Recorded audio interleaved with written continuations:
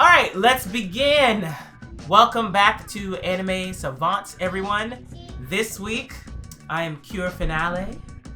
This week, I am Vash the Stampede. Okay, and yeah, let's get started. Let's get started. What did you watch this week? Oh, I watched. Actually, you know what? What you think of Blue Lock? Let's just go ahead and get into it. Yeah, Blue Lock What you think of Blue Lock? Not what I expected, but it's really, really fun. Okay. I think that all my favorite sports anime fall into two categories. They're the ones that are trying very hard to be realistic, and the show is really about the emotional interactions between the team. Those, I really get into those. Yeah. Going all the way back to Slam Dunk, right? Like, there's not a lot of like magic in Slam Dunk. No. It's unbelievable basketball. Yeah, it's unbelievable basketball, but it's not, there's no, magical powers. And then there's the ones that kind of lean more into the fantasy, the over-the-top fantasy of basketball. And those are things like Ice Shield 21. I would kind of put Kuroko no Basket in that space. And then there's others that are like not, they are technically sports anime, but they are making up some kind of sport or embellishing it in some form. Like, and so I don't usually like things that are in the middle. I like kind of one or the other, like magical power, shonen battle-esque, or more realistic, character-driven, whatever. So when I started watching Blue Lock, my assumption was that it would probably fall more on the former side, like, it was going to be about soccer. Yeah. And it's going to be about World Cup class soccer, and then whatever the fantasy hook to make it all work, because I saw some of the clips with like guys staring at each other or whatever. I was like, okay, we're gonna do a little Kuroko no Basket shit, but like this will be a grounded show. Absolutely not. No. Like after the first 5 minutes where I was like thinking it was one thing, they get to the Blue Lock, or at least they're not there yet. They get to the staging area. Yeah. And when that dude with Ego, sorry. Smile. And I'm like, oh, we're doing some wacky Danganronpa That's bullshit. exactly what oh my god. That's what we're doing. First thing, I was like, this is Danganronpa. Like, yeah, this is Danganronpa. And it's wacky, and like it's like everybody is sort of over, their faces and eyes are overdrawn, and it's meant to like bring you that wild and weird emotion of like, this is a death game, but it's like a soccer death game. Yeah. So it's like, okay, once I worked that out, first 10-15 minutes, I'm like, I get it. There were a couple parts where I'm still like, you have to be along for the absurdity in order to like not have a problem with things. For example, in episode 1 where they're having the meeting of like the Japan National Football Association, and like someone raises like very reasonable points about like, our team is doing well, because it seems like the Japanese football team exists in our reality, right? It's just a soccer team that emphasizes coordination and passing over like power striking and whatever, and they describe it in pretty normal terms, right? Like, but then you get to like the football association meeting, and everyone, two people there are like over the top characters. You've got like the fat dude who's like, oh, we making enough money, bitch. Like, right? He's like, it's all about money. And then you've got like the president of the organization who is clearly a soccer fanatic, and is like, he's like, Japanese football will stagnate unless we do something insane. And it's like, well, should we be doing insane things? Is any of this legal? It's pretty stable. Yeah, and also like, again, legal, because remember that the punishment if you fail out of Blue Lock is that you'll never play for the Japanese national team, which on its face is important to make the death game aspect work, because everyone has to feel like you cannot have a career. Exactly. There's got to be some stakes that aren't death. But then on the other hand, it's like, okay, so just knowing how sports work, would it make sense to take like your 300 best players in the country in one position and then fail 299 of them? What happens if the number one guy gets hurt? What happens if he actually doesn't pan out? Like, you've now banned the other 299 from play. So this seems like a very stupid situation. So, but I'm with you. I'm with the show. The show is dumb, so I'm going to be dumb. We could be dumb together, because I love me some dumb shit.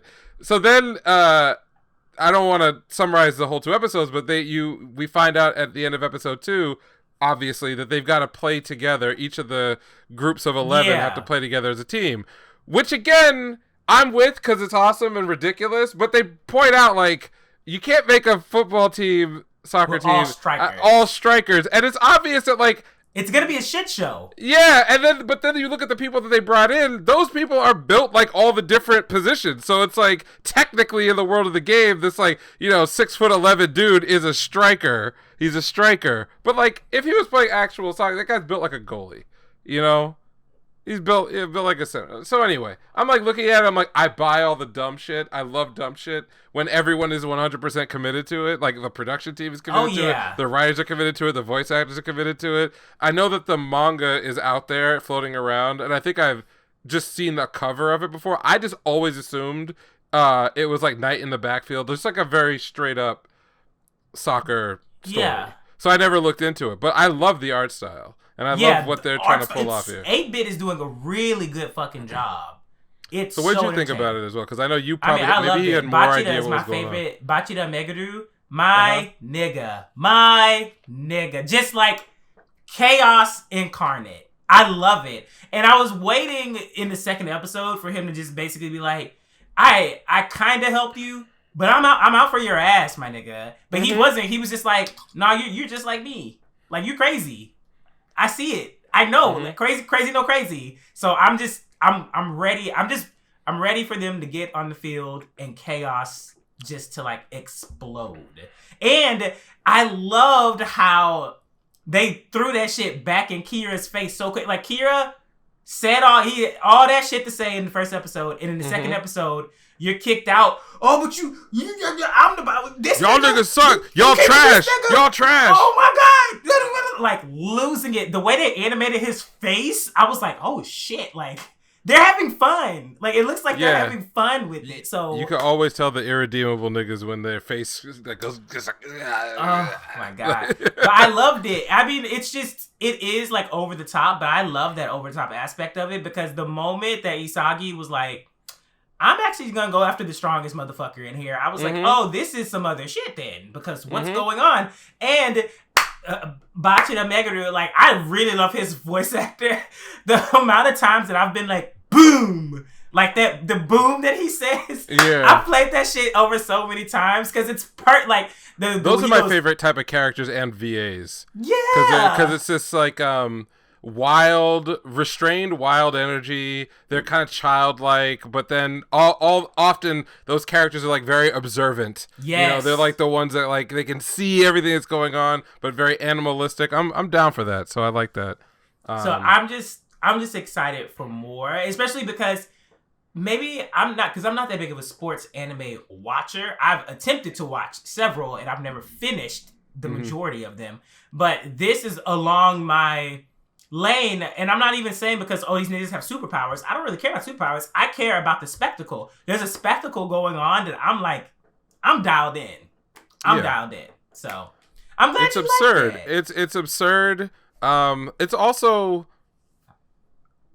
like the concept is like up here and weird, but the core of the show is like ideological. You've got Ego, who's got his idea of, like, what soccer is supposed to be. He presents all these arguments about what makes an ace, a killer player, a world champion, right? And none of what he said, even though it's in the context of, like, a very silly idea, none of it's, like, really different than things you hear in sports orthodoxy anywhere else. That there's this like special killer instinct that, like, the best players all have. And you hear people talk about, who's better, Michael Jordan, Kobe, but then when you get down to it, they're often described in their mindset in the same way. So because they've attached it to this whole idea about needing to change the sport and everything else, you can kind of, as a fan, as someone who may not necessarily be into sports itself, you can vibe with that concept of, like, overturning the natural order. And then once you start placing your characters into that pathway, it does become a very traditional, like, shonen sort of battle thing. Only the good thing about it is that as they grow and succeed, it's like either proving or disproving this idea. Because remember in episode 1, we find out that, the main characters, I forget his name, but, like, he initially Yeah, he initially wants to reject what Ego is saying. And so all of him, the bit where he gets the ball finally, or he's given the ball, is him fighting against that particular ideology, only to realize that deep down inside, he's not exactly on board, but his version is, if push comes to shove, if I have to fight for my life, I don't want to take the easy way out. I want to prove myself that I'm better than the best. And it's that mentality that wakes up the beast, or whatever it is that is inside of him. And I wonder if like that's this show's equivalent to man, what was it in Kuroko no Basket? Was it like The Zone? Right, when the characters go into the zone, which they animated great, because they've got like this like CGI flames and everything else coming off them. Obviously, in real life, that's not happening. But the idea that A, that's how it's going to be presented in the show. B, that there are characters that we've already met who can kind of notice this in other people, means that they're just going to take this shit and just run it, over the top, make it crazy. It's still ridiculous, but I don't care, because I think I mentioned last week. What is it, Ninja Ittoki or whatever, like Shinobi Ittoki, yeah, like that, like that's another example of like an absolutely silly, absurd concept situation, but they managed to like couple it with a couple other interesting ideas. So I'm like, I'll go with you on the dumb stuff as long as we arrive at a place where it's like, oh, that's cool, and I feel stronger with Blue Lock, because Blue Lock is trying to get me to a 10. That's what they want to get me to. Every episode. Shinobi Ittoki is not trying to get me to a 10. There may be some things that are cool, but that's not the purpose of the show. It's to like hype me into the stratosphere where next week, I can't wait to find out what that nigga gonna do. Like, that's not the... They're trying different things. So, I enjoyed that one a lot. What'd you think about any the music or anything else? The music, I really like the fucking opening song. It's Unison Square Garden, and we talked about them last week with like Bump of Chicken.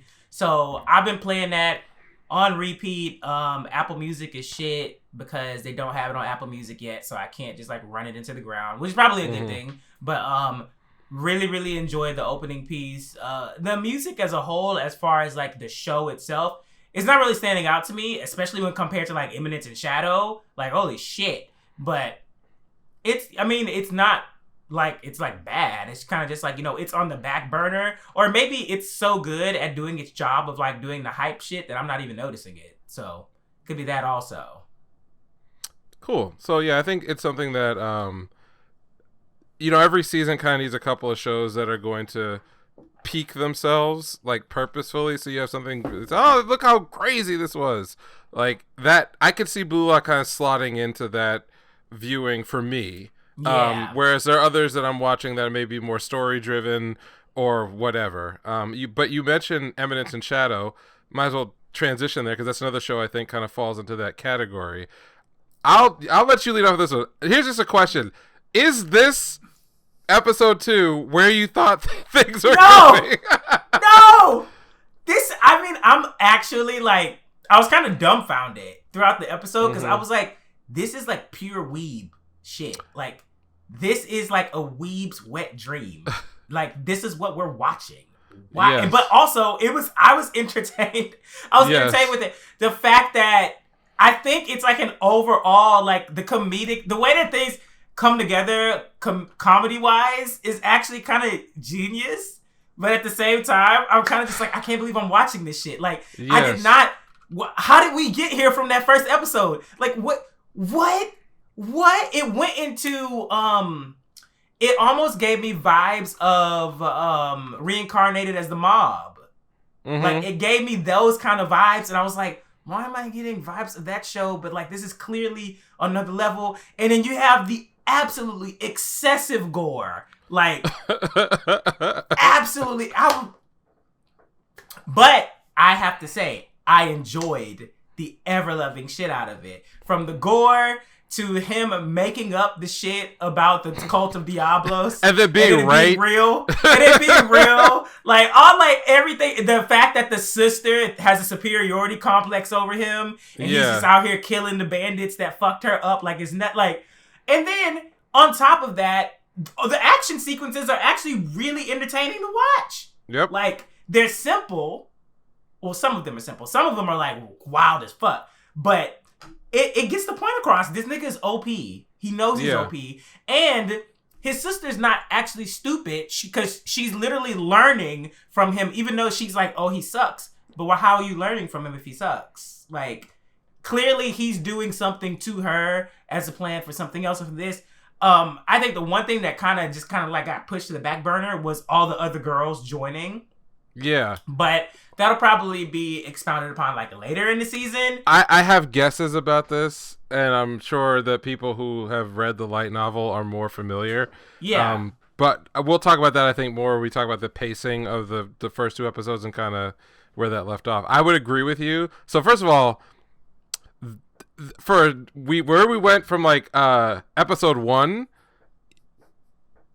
we spent 90% of episode 1 on Earth in a story that basically didn't matter except to establish that he wants to be Batman and he just hates that he was born in a world with no magic. And you were actually super right last week. He's insane. Yeah, he's out of his mind. He's fucking insane. He's actually crazy. Yeah.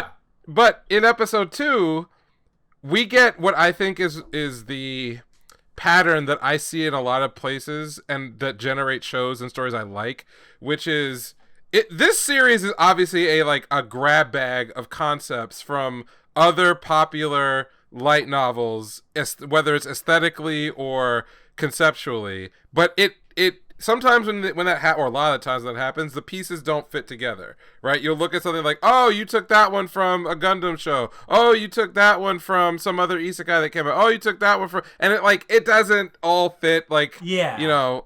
But in this case, we get Overlord. In fact, story structure wise, we actually have Overlord because why do we care about what happens with this character? It's not because he's a particularly likable guy. No. It's not because he has goals that are somehow, laudable or anything. He doesn't really know anything about the world that he's in. All the stuff that he wants to do is based on his literal cosplay of a character he's created inside of his own head. We're gonna watch this show because we want to see him be accidentally right about a bunch of shit, and then have everyone misunderstand how great he is. There's no tension about that ever being uncovered because honestly, if that were true, this show would be trying to do deeper things than its subject matter would ever support. Like, if all the girls didn't believe in him anymore, and then he was have to realize that he can't keep playing. No. Fuck all that. Throw that away. The audience for this show is not going to accept their Chunibyo fantasy being labeled as a fantasy. So the only real way you can talk about that is through comedy. And so the comedy of this show is, here's a world that's horrifying with crazy powers where you can be mulched by something that looks like a 5-year-old girl dropping out of the ceiling on you. Right? You get turned into a fucking pile of flesh. Yes, you can be kidnapped, you could be, fed to demons, you could all sort of shit. Bad things can happen, and the power scaling is through the roof. So a regular ass person just gets sliced and diced like those bandits did in episode 2. They just got completely annihilated, right? So you have that on one side, but then you've got the delusional fantasies of the main character on the other side, which for some reason keep turning out to be true.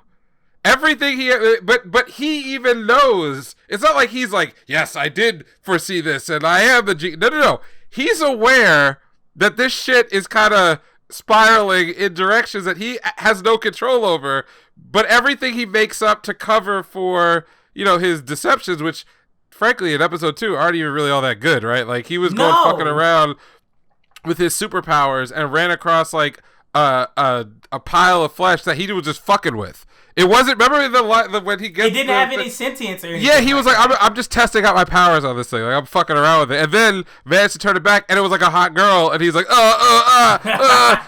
there's demons, and you're one of the chosen people, and right. And then they frame the creation of his organization as an accident. That this girl that he rescued took him so seriously that turned out she was pretty good at organization building and scouting. And so she went and found all these people. And now he's got an all-woman army. And he's here to kick ass. That's fun. That's stupid. That's the depths of stupidity. Because even the main character's a dummy. But that's why people like Overlord, right? Isn't that the conceit? Is that Ein-sama is actually very dedicated to his cosplay, but also doesn't really understand what's going on. Yeah. And has the power to back, to like... Yeah. Like, Ainz isn't stupid because he can plan in the context of the things that he wants, but he also doesn't know anything. He's ignorant, not dumb. So a lot of times things work out, and his subordinates and the people around him just assume that it's because he's a genius that these things are happening, and that, whatever, or they're just misunderstanding the stuff he's telling them, and they are all very capable. So that's the same formula that was working in Overlord. They've just taken like the top 10% of that and just transplanted it onto this story, where now the payoff for him, doing making silly sorts of made up stories in his head is that he gets drawn deeper and deeper into a very real situation that's in this world, and then you get your fights and your magic and the waifus running around with floppy tits and cutting people to pieces and blowing shit up, and him actually doing heroic things, and add that to the animation which him getting good. Lost in the dungeon and then actually being in the perfect place. Yep, right. Like, he's like, oh shit, oh. Like, when they came out there, he's like, oh, whatever. But then owning that dude. Right? Oh my God. That part, and then the fact that you have the aesthetic, which is very Lelouch, very Code Geass, Black Knights, which was a cool thing to, again, lift about the top 10% of, and just like stick it on top of this story. So now we're going to have a time skip, because he's going to be older. He has to be 15, yeah. Right, and I think, and we'll find out soon, that the girls all leaving is like a storyline thing where now we're going to meet each one individually. Oh, because as they come back to him. Or that he leaves because he has to get older too. Remember they said when he turned like 15, whatever. So he's when he gets older right now, Right. So when he gets older, he leaves and goes out into the world. He'll go from place to place, and each girl will have sort of started, setting up against whatever this organization is in the place that he goes to. That's him reacquiring the harem, and we'll learn about each one, and then we'll get to some point. Maybe there's a big bad, or I don't know. I don't have many. Everyone joins together and why, right. Like, So you get the scene from the end of episode 1 where they're all together, and they could do that quickly. You get that done in 6 episodes, or you could stretch it out over the core. And they don't need to do much else. Like, I usually complain about there being no villain, and right now there is no villain. But I feel like going into the show, it was very obvious that like he's just. There ain't no villain. He's just gonna do what the fuck he wants to do. And this episode made it that much more apparent. Yes. He's literally just fucking around. Literally. Yeah. It's a playground for his Chunibyo fantasies about being the Dark Lord. Protecting the world from the shadows. You thought, I tried this new skill on you. I'm gonna have to get a little bit serious with my sword. Right. Okay. Oh. It's again. I was entertained. I'm not making fun of it. I was entertained. It's fucking dumb, but everyone involved is trying their hardest to lean into the stupidity, right? And there's comedy there, but it's not like omnipresent. There's a world where there's a lot of consequences. When his sister breaks both of her fucking wrists to try to take that dude out, like. No. I think like it's not even like the severity of the gore. It's just like the gore comes out of nowhere. Like, niggas just get into it, like, immediately. Mm-hmm. When she broke that left shit, you could see the blood splatter. Right. And then you saw, like, her fucking hand. I was like, where is this coming from? Like, what? We got none of this in the first episode. It's gratuitous, like, right? It's gratuitous. But that goes along with the theme of him, of his, mindset. So we've got, like, magical isekai Batman and his squad is all woman army that is gonna go out and clear out the bad guys from the underworld and okay. Now, my only request is like don't try to make this serious. Okay? Mm. It was a nice balance in episode 2 of like, over the top violence, Shinibyo stuff, but then very like low to the ground earned comedy, because now we understand who this character is. We understand what his delusions are. We also see where his blind spots are, and that played itself out in a couple of really, really, really like earnest but dumb scenes. Especially when he like threw the knife at the table to like be cool. And he's like, I missed. He said, shit, I missed. And then the next he's like, there really was a thing here. So it's like, if you buy into that, you have a great time. If you don't like any element of those things or the pace that they're moving to like zoom through a lot of material, I don't know if you're the type, the royal you, the you out there. You know what? And I didn't really even mind the pacing. No, get to the stuff that's interesting. Yeah, just get to the interesting stuff. Yeah, it got to a whole bunch of the shit, and I was just like, all right, we're in the shit. We're in the shits. Like when he was in them bandits, I was like, oh yeah, we're moving. Okay. This is the opposite of Mushoku Tensei. There's no real world building here. There's like the bare minimum. I think he even like said it himself. He was like, I can't wait to discover who's the hero and who's the final boss. Exactly. It's like, you already know, nigga. You just made it up. It's the bare minimum of world building. But I will say this: I complained 2-3 episodes ago about how in a lot of these isekai that we're now like 50 generations of it. In anime years, because stuff gets like recycled and copied, dozens of times in like a year. So like we're like dozens of generations down the line, where like you pick up a book and they'll say this is a typical isekai where the world, the hero's been transported to a magical world, and it builds in your assumptions from having read like 100 similar things. Yeah, and they don't even fucking buy. And sometimes that irritates the shit out of me because it's lazy, but I will give this a pass because that ain't the point. They're not trying to wow you with some amazing world. They're trying to get you right to the shit that you showed up for. Yeah. No string. Just get right to it. And they did it. So props to them. Love to see that real world part like made more useful to the story, because right now it's just like we burned an episode. I felt like this could have been the first episode. Yeah. Could we have like cut almost all the school stuff and just had him like die in the accident right after saving the girl? Like you see him on a roof, that's where you meet the main character, you do all the stuff in the warehouse, saves a girl, gets hit by a car immediately and dies, right? And then that's maybe we cut 10 minutes and then we could have gotten the first, and then the sister is the cliffhanger, right? Yes, exactly. And then we could have gotten right to it. Things like that I will quibble about, but that's not me necessarily shitting on anything. That's just more like, now that I know the economy of style that they are going for, this could have been done way back when the author wrote this, to just say fuck it and let's get going. But whatever. It's a non criticism. It's just kind of there. Okay, I'm excited for that one week to week. I mean, I am. I very much so enjoyed that. So then we have Spy Family, which continues its like B+ to A- consistency in all things. I mean, I like how they gave that little line to Handler. Yes, about, that was great. The daughter, I was like, oh, what the fuck did she just say? Yes. Oh man, but it goes along with just like the whole concept where like Lloyd's motivation for becoming a spy was the war, losing all his family. So of course, several of his comrades would have similar motivations to be like a spy and want to maintain the peace until things can be solved. No, I'm happy you brought that up, because if you really think about the first 3 episodes, Handler has actually gotten a little miniature like focus as far as like a supporting character, because she kind of opens the first episode.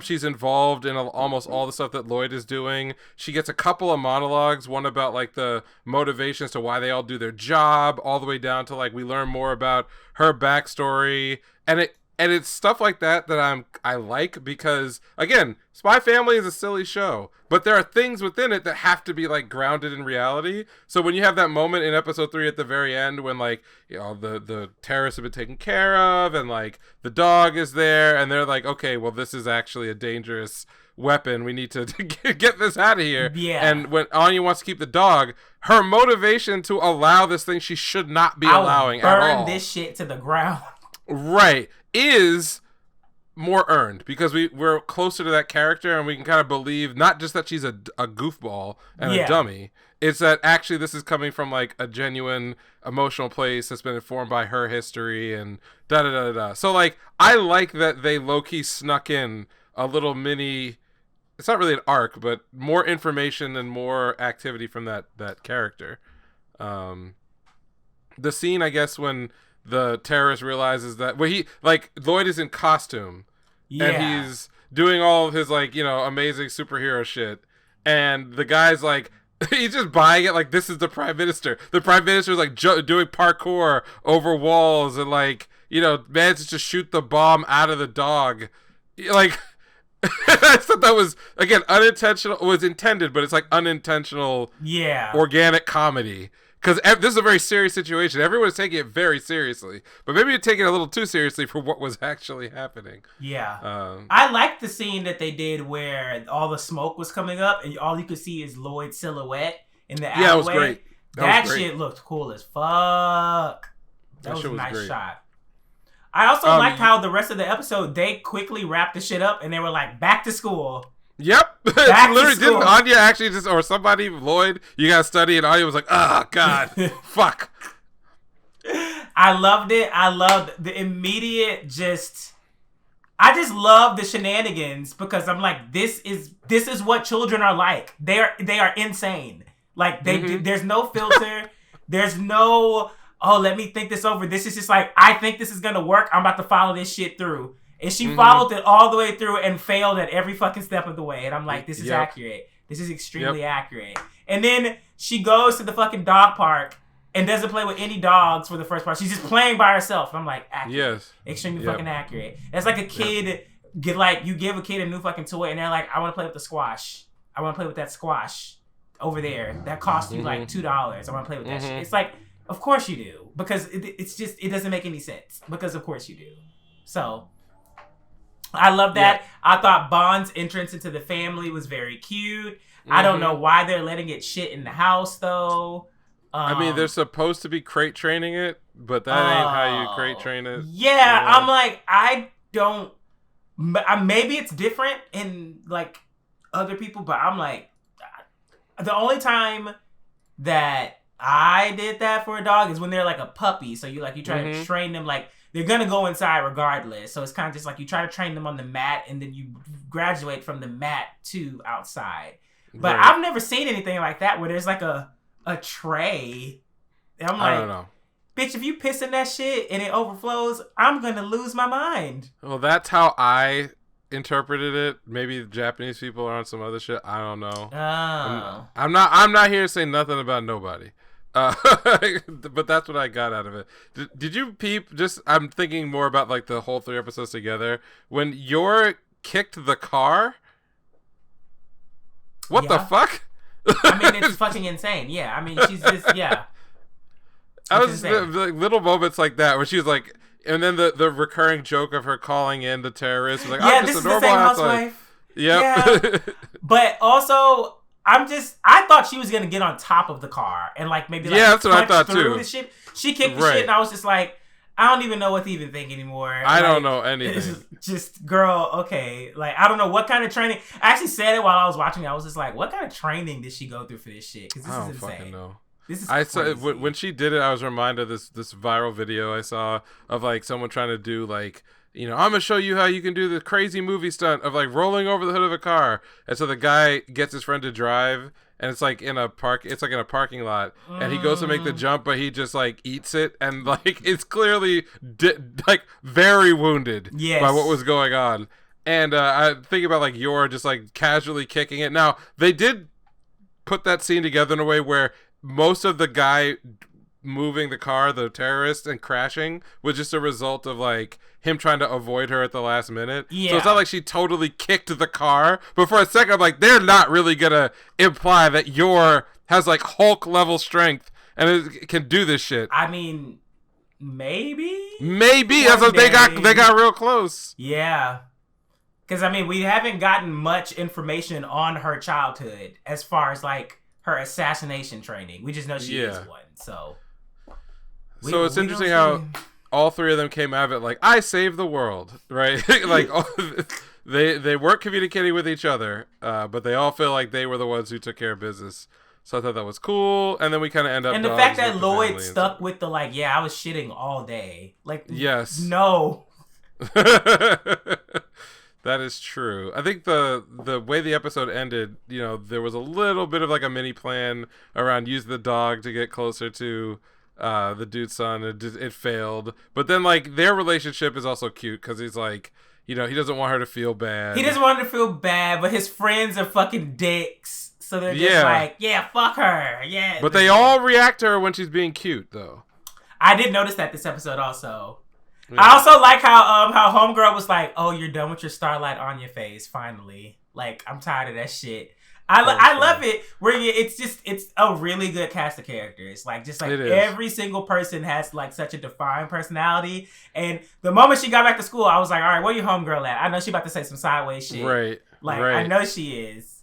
But also she fucked up. She fucked up the mission because homegirl was like, oh, we can play together with our dogs. I was like, that's an in right there. And she was like, where's Damien? She got the fuck out of here. As soon as she got validation that would work, she's like, all right, I'm going to go try it. What was the name of the other girl's dog? It was some horrible name. Oh my God, I fucking forgot. It was, I just remember, I'm like, God, I don't let children name dogs. Because it was like I think we remember from the pictures we've seen, it's like a little, it's a little wiener dog. Yeah.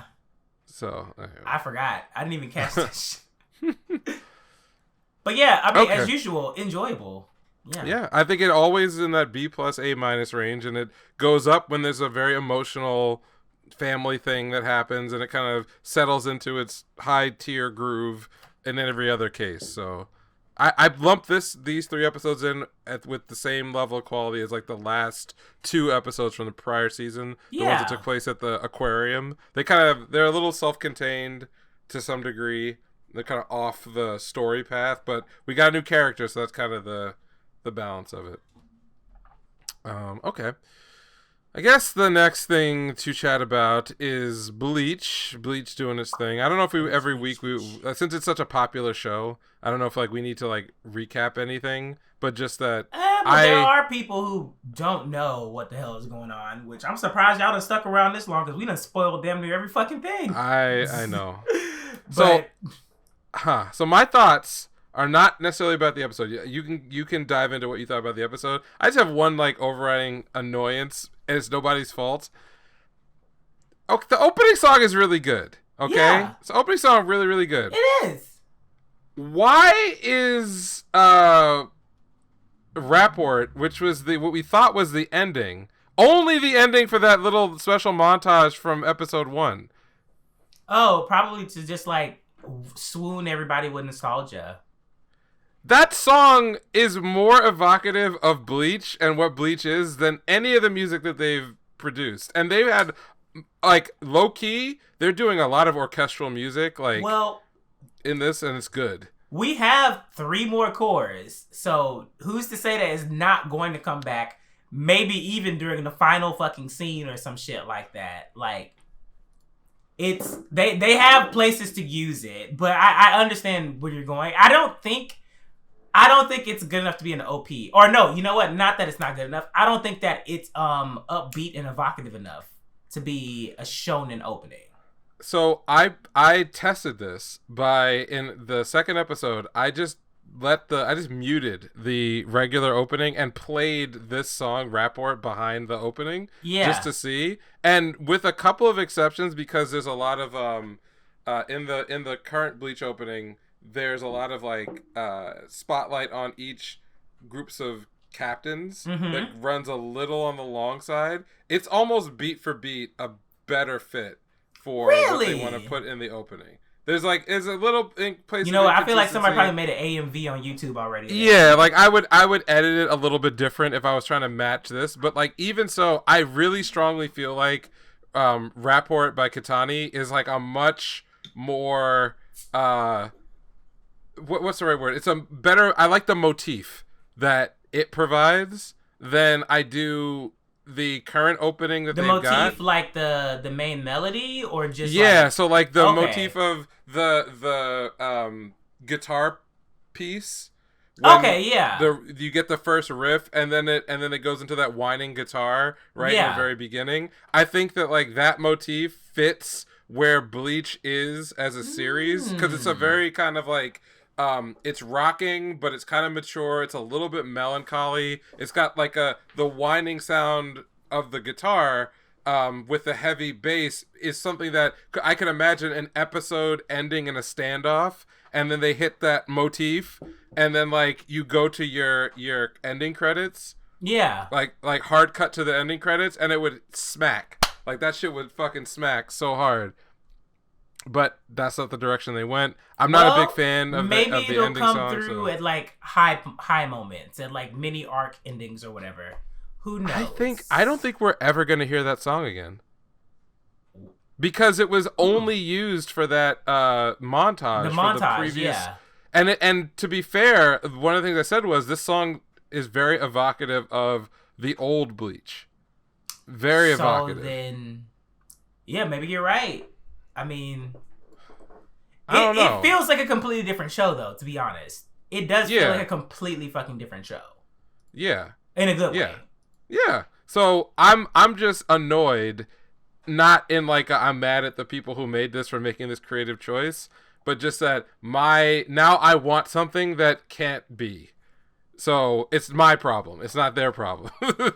that's a me issue. Well, that's what the video editors are for. Pop that shit up there and basically be like, you niggas are missing out. You should have done this. Speaking of, that's what the video editors are for. We have to find some time to talk about this because I think I mentioned it once ages ago. But some hero did two things. They took the Dragon Ball Z Kai Blu-ray release and replaced all of the original music with the Bruce Faulconer soundtrack.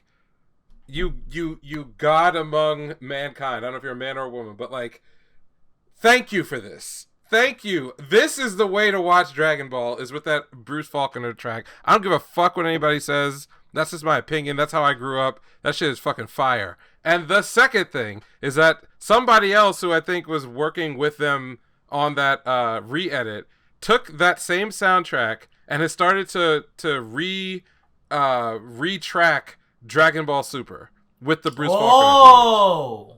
If you go, anyone who has time, go look up any of like the big iconic moments, whether it's like the surfing Kamehameha wave or Goku versus Jiren. There's all kinds of clips from that effort to retrack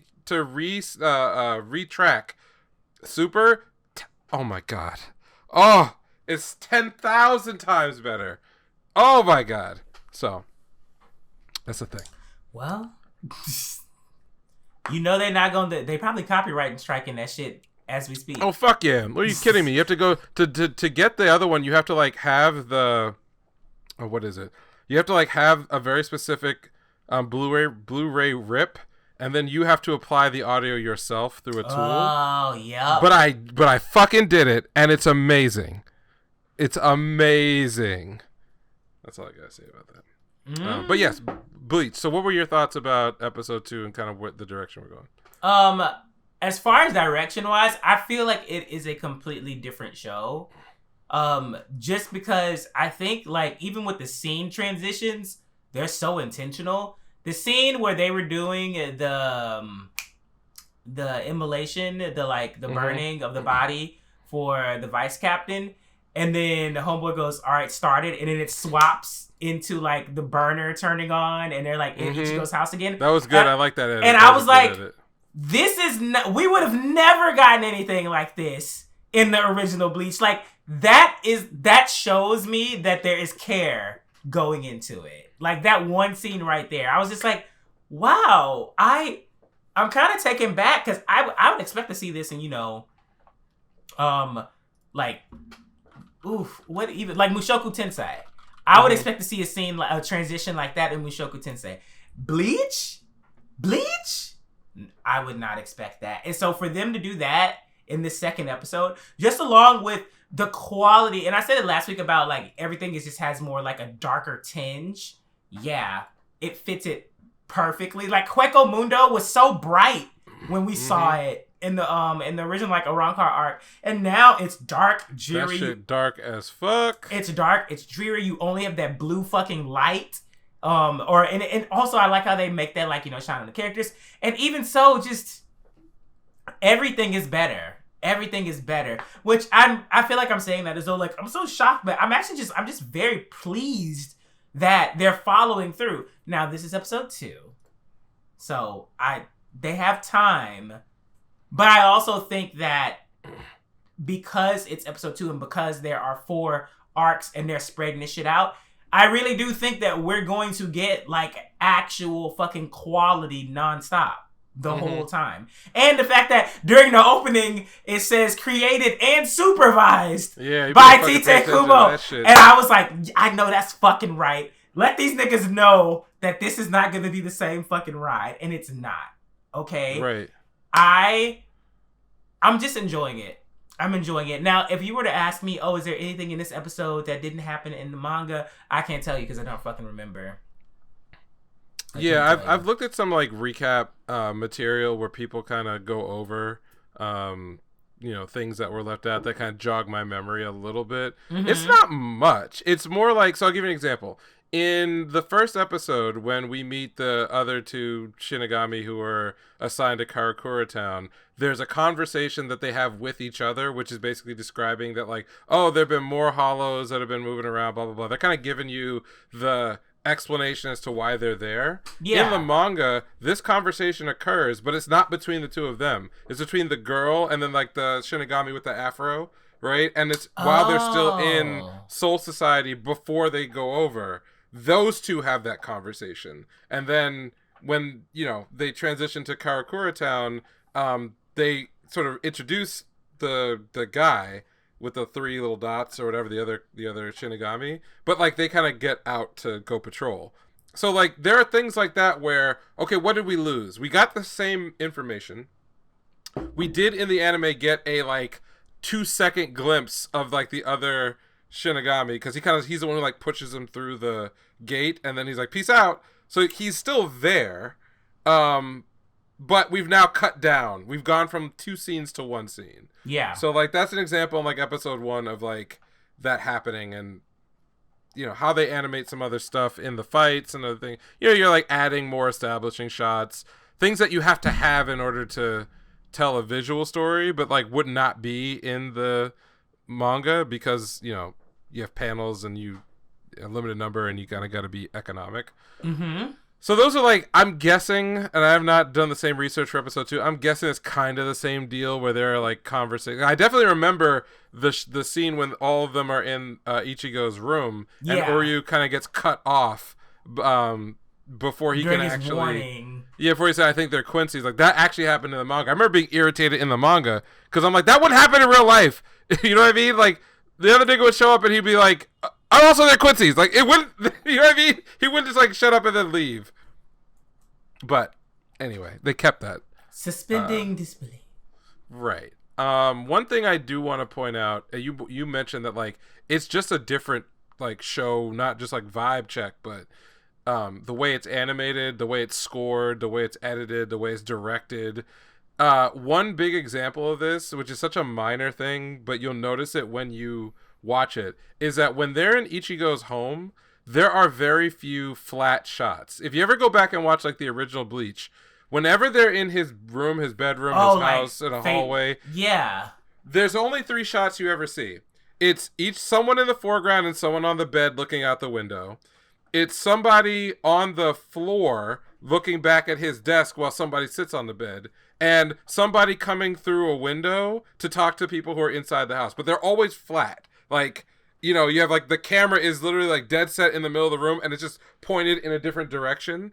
If you watch this production, they spent a lot of, like, time in the first, 7-8 minutes having that conversation in Ichigo's room. There's, like, 1 shot that's at a flat angle. It's when Uryu's on the ground, and, like, they're all sitting on the ground, but the camera's on Uryu, and Orihime's sitting in the chair. Yeah. And so they're shooting it at a low level, but it's, like, flat on Uryu's face. Everything else is from, like, an angle, like a real camera angle that you would see in a movie. Like, up 3/4 view looking down. Yeah. And the way the faces and everything else are animated, there's so much more detail and shadow. And in fact, they play with shadow. Ichigo's face looks so good. Yes, there's that scene, again, another angle that they wouldn't normally do, where it's at night. It's after they've all chatted, and the scene basically transitions to the same kind of flat shot that you normally would get in like a typical episode of the old production. But then they fade cut to a dynamic angle of him looking over his shoulder out the window at night, like contemplative, just thinking, and there's all the shadow on his face. and he's sort of like, it's really communicating more in that space, which is what I think the extra money lets you do. You're packing a lot more information, into some of these very simple, very basic kind of moments in the show. Even when they're all in the room, because it's in the evening, and when they do that 3/4 shot, half of the people on the ground are like in shadow, and in particular, like Uryu is in shadow, and it's like would they have spent the time or money to really do that prior? Probably not, because it doesn't really, get you all that much. But there's just so much more to this production that it does actually make looking at the individual scenes more valuable and more interesting if you're trying to learn something.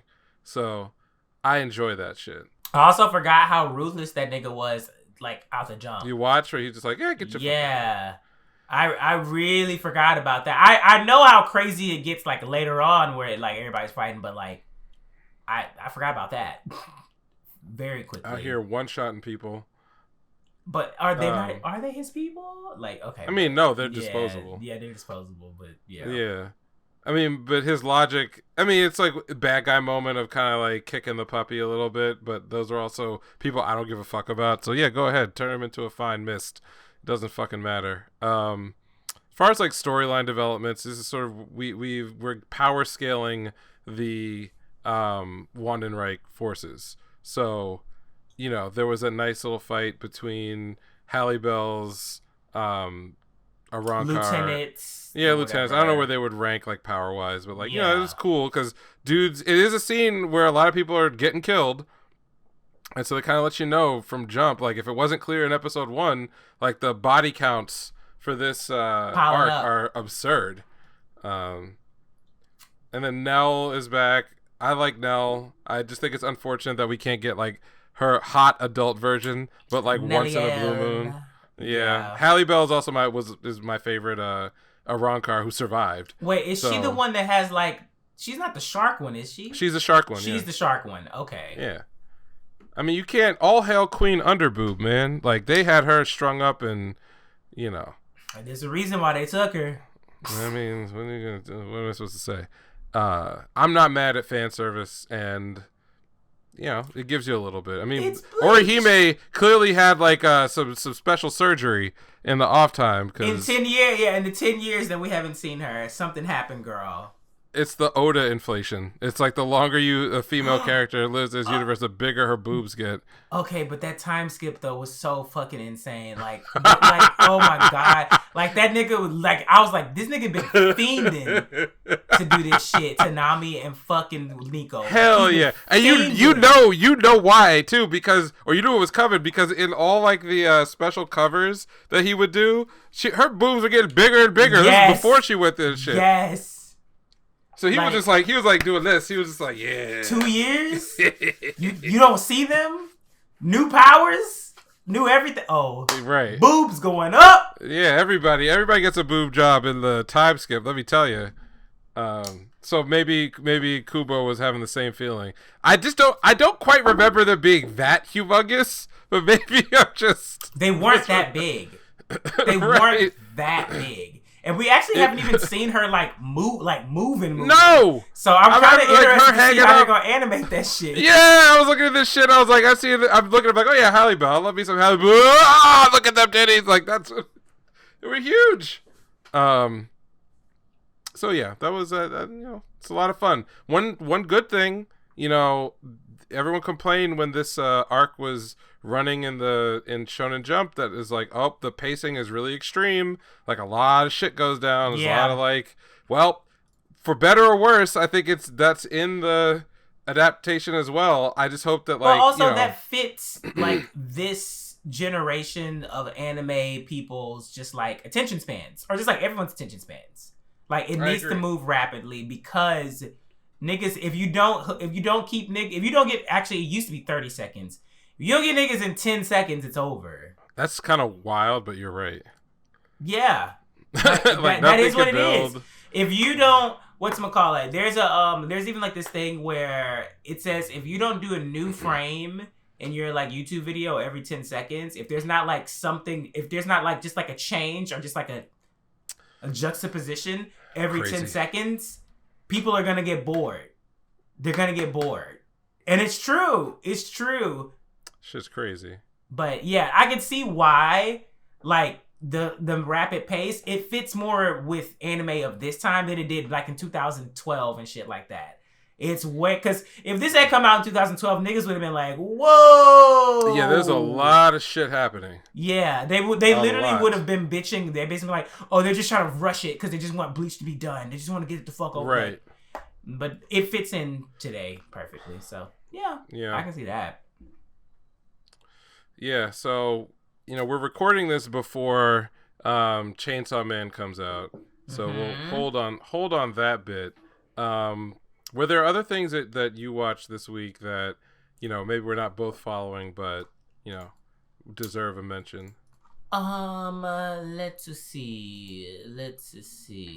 Because also Mob hasn't dropped either, so that's usually our other. Yeah, I didn't watch episode 2 of Mob. I'm gonna watch that soon-ish and get into that.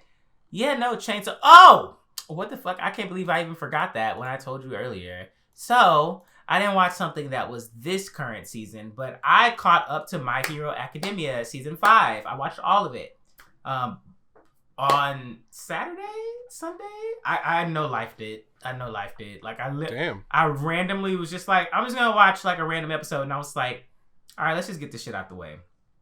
So I know life did. Really, really, really, really fucking enjoyed the Endeavor family drama. Like, wow.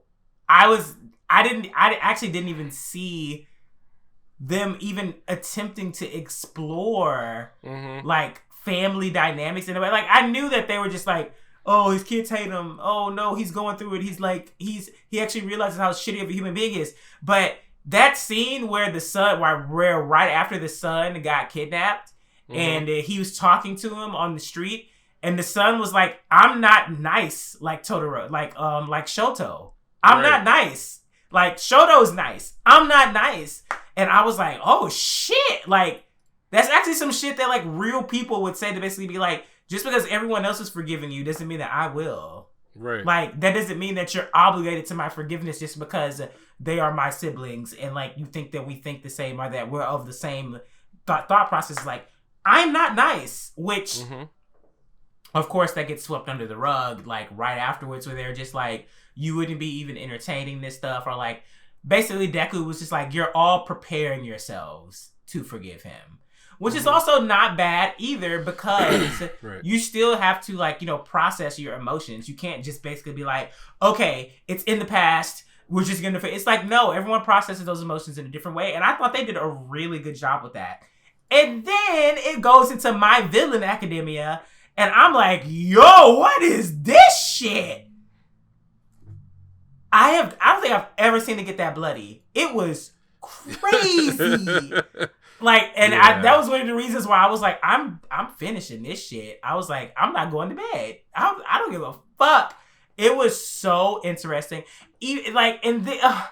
Oh my God. Homeboy's backstory sent me, I spiraled. Which one? Is it Twice? Is it No, not Twice. What's his name? The leader of the villain. Yeah.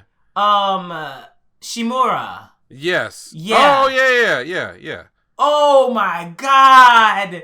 But that's the thing though. They did I thought they did such a good job with his origin episode, where the dad kept punishing him, and he would like in his mind he was like, why is no one helping me? Like, grandmother's helping me, grandfather's, and I'm thinking, but wait, isn't he the grandkid of the previous like All Might's like predecessor for like One for All?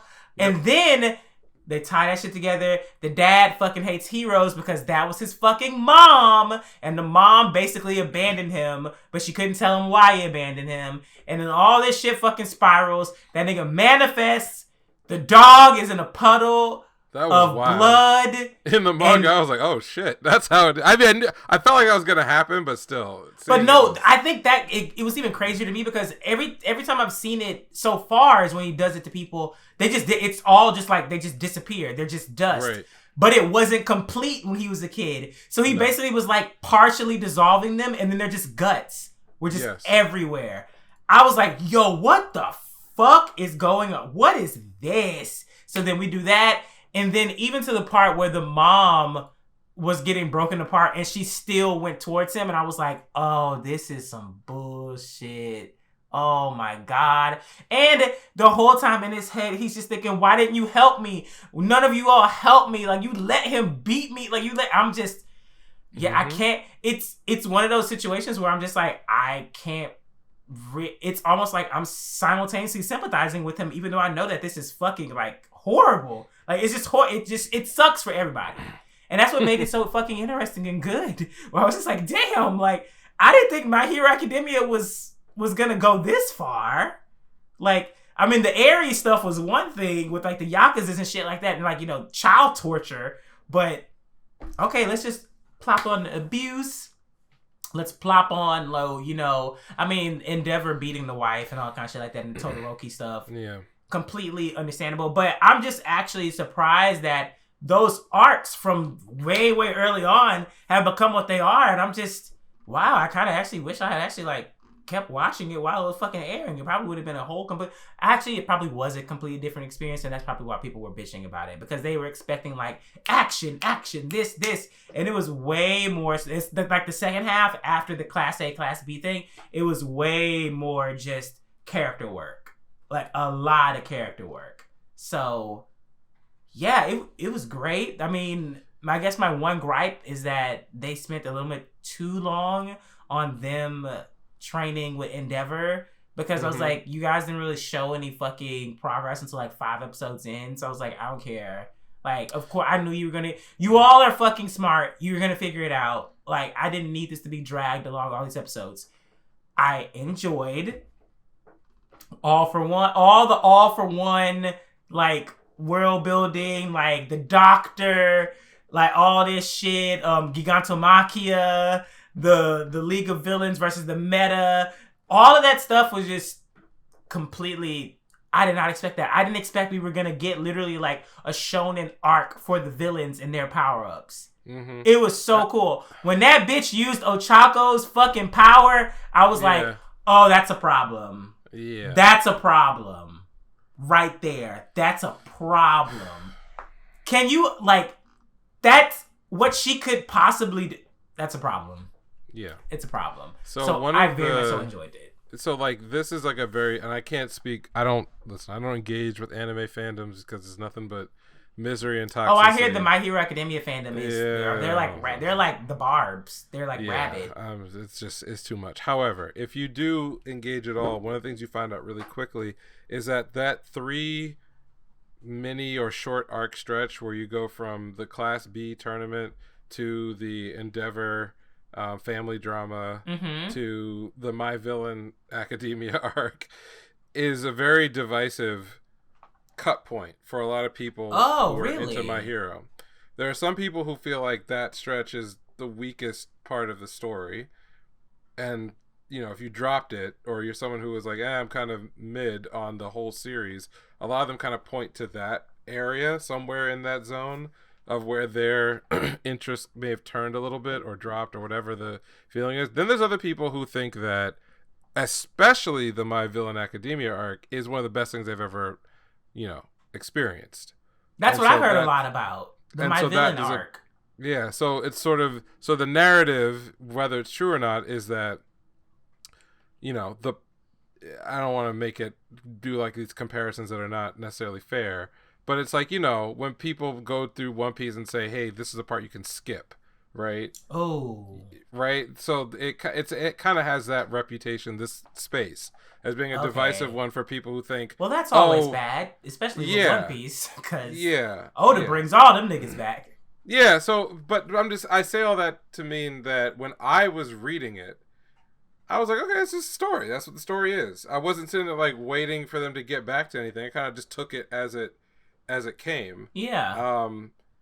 Then, conversely, the unilateral sort of singular obsession is that the war arc that we're on right now is the best part of My Hero Academia. Oh, it's the best. Because it's just straight up shonen, I'm assuming. Well, right. I mean, there's a lot of payoff to a lot of storylines and other elements. Okay. And whatever. And I'm not debating whether it is the best or it's not. I can tell you it's not my favorite. I think it's good. I think there's a lot of really cool shit in there. But I actually enjoy the very beginning of the series. I think that's where, maybe up to Overhaul and all that stuff. Okay. I think that's where there was like a lot of the intrigue in my own mind around what the series could be and what it was trying to be was at its highest peak. And then as it, you get towards this finishing stretch of the latter half of a series, and it kind of tells you what it is. It's like we're doing this thing. I still liked it a lot. I was still a weekly reader, but the intrigue was, it's like a classic in like horror movies, right? In monster movies, going way back, one of the principles is don't show the monster, or at least try to keep the monster out of frame. Yeah, build it up. That's right. Yeah, build up the monster, keep it out of frame until you get the reveal at the end as to like what this horrifying thing is. To get that final, like, ring the last bit of like shock and horror and awe and everything else out of that creature or out of that experience, and then you wrap up your story, right? That's why like sequels to monster movies don't typically have the same. They can't have the same vibe or structure because you already know what it is. Oh, okay.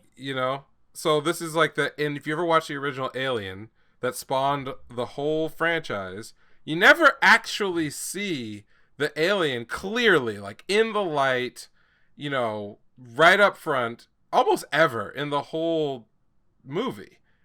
Ever. Maybe you see an arm, a leg, it drops down from someplace, you see it in shadow, it's in a tunnel. Even when like Ripley kills it at the end, the best shot you get of it is it's on the, chilling on the inside of the shuttle when she's getting away. And that moment of when she sees it, and it's like not trying to kill her, it's like sleeping and she's just looking at it, and it's like that's the moment where you're like, that's the thing that's been fucking with us for 2 hours in this film as the audience.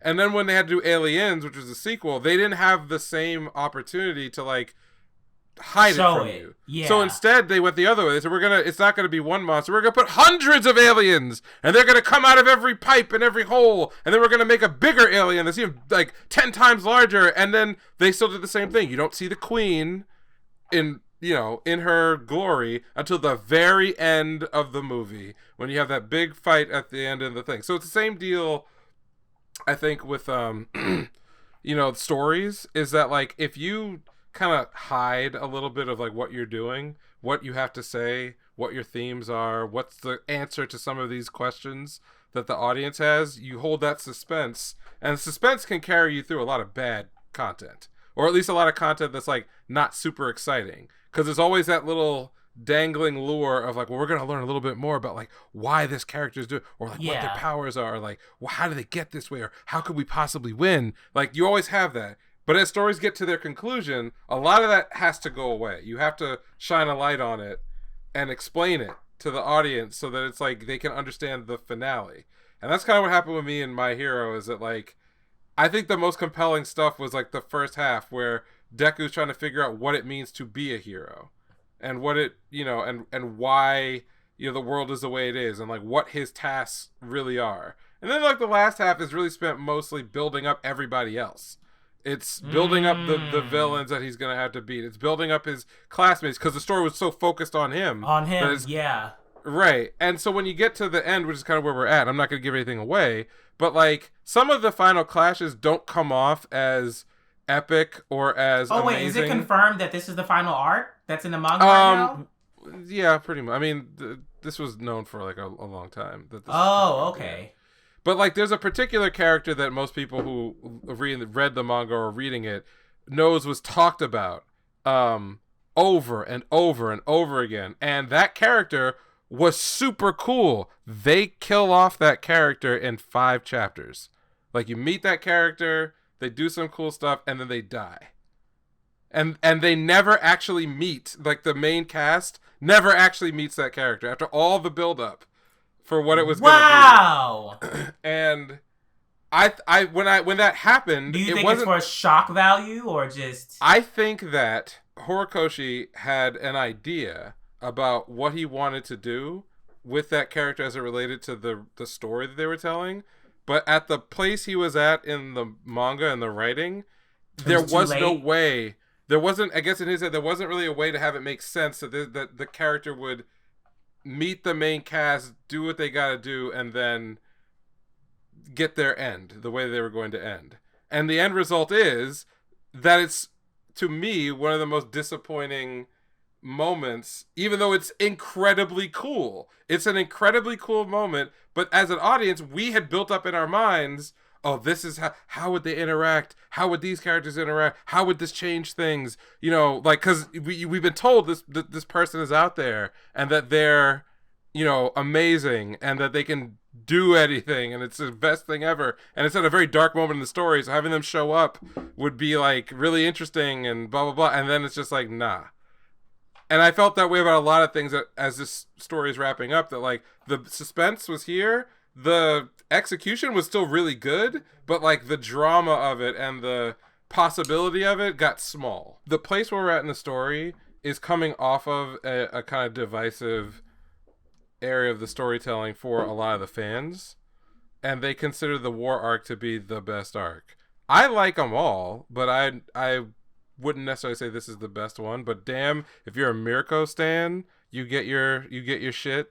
Oh, them niggas are nutting every weekly right now. Yeah, if you're a Hawks fan, you get your shit. If you're you know, there's like so many, and then even on the villain side, like, you know, there's some very emotional stuff going down very soon, actually, in the storyline. Like, with the next couple of weeks, people are gonna go off, and then there's some big ass battles that come out later. There's a short time skip as well, not long, like we're talking like, you know, a couple months or something like that in the timeline. And overall I think it's really cool, but one of the reasons why I'm not like going ham on the series right now is because as a reader I'm more interested in just seeing how the story wraps up, you know. Okay. Like, and this is not my favorite part, but it is the favorite of, I would think, the consensus is that the war arc is the best. So I just throw that out there so the folks know. Well, I'm going to start covering the war arc weekly from here on out. Yeah, so, that's great. Well, we can check in on that, you know, see how it evolves. It doesn't need to be a weekly thing because it's shonen. I mean, niggas are fighting. Surprise. Surprise. When we get around to some of the stuff with Hawks, I would love to dive into that, because that is my favorite part of the war arc, and kind of I think it's also the last real time that Horikoshi put his foot down on like a ideology around heroing and what it means and inside the story. And I think it's a really this is a very interesting dichotomy that he pulls up through the stuff that's going to happen. So I really like that part as well. Oh man, okay, now you got me excited and shit. Should be. I got some. Oh wow, okay. But yeah, that was like the big thing that I watched this week. I'm literally just waiting for those Netflix shows to come out. Whatchamacallit? Wait, what is the other one? The manhwa.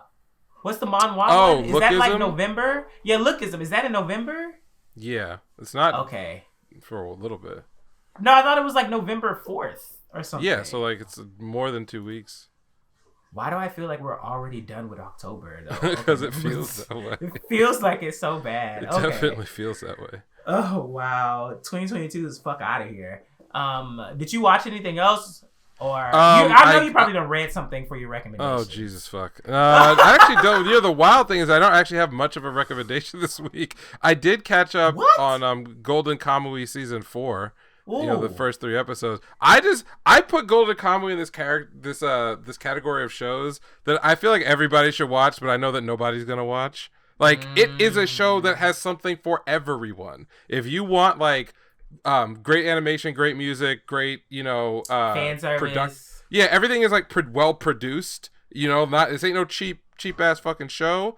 It's there. You want a story that's like deep and emotional, has a variety of characters, you know, it's there. You want to learn something about like Japan and Japanese culture, including the parts that like don't get a lot of mainstream attention, you got it. You want unique scenarios and settings, you got it. You want like, food porn, you got it. If you want like an intersectional inclusive cast with lots and lots of LGBTQ over and undertones, you got it. You want like high action, like bloody, like high quality fights, sword fights, gun fights, war, you got it. Like I can go down the list of like, the only thing it doesn't really have is like supernatural powers and abilities, and even to that extent, there are some characters that would only be able to do the things that they do in the story if there was some kind of supernatural force out there. It's not a part of the story, but when you see the shit that happens or doesn't happen, you're like, huh,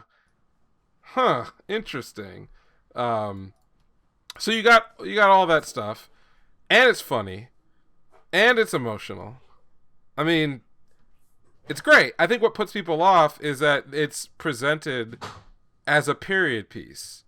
And so because of that label, whether it's true, it is a period piece, but it's no more of a period piece than, plenty of other shows that did quite well.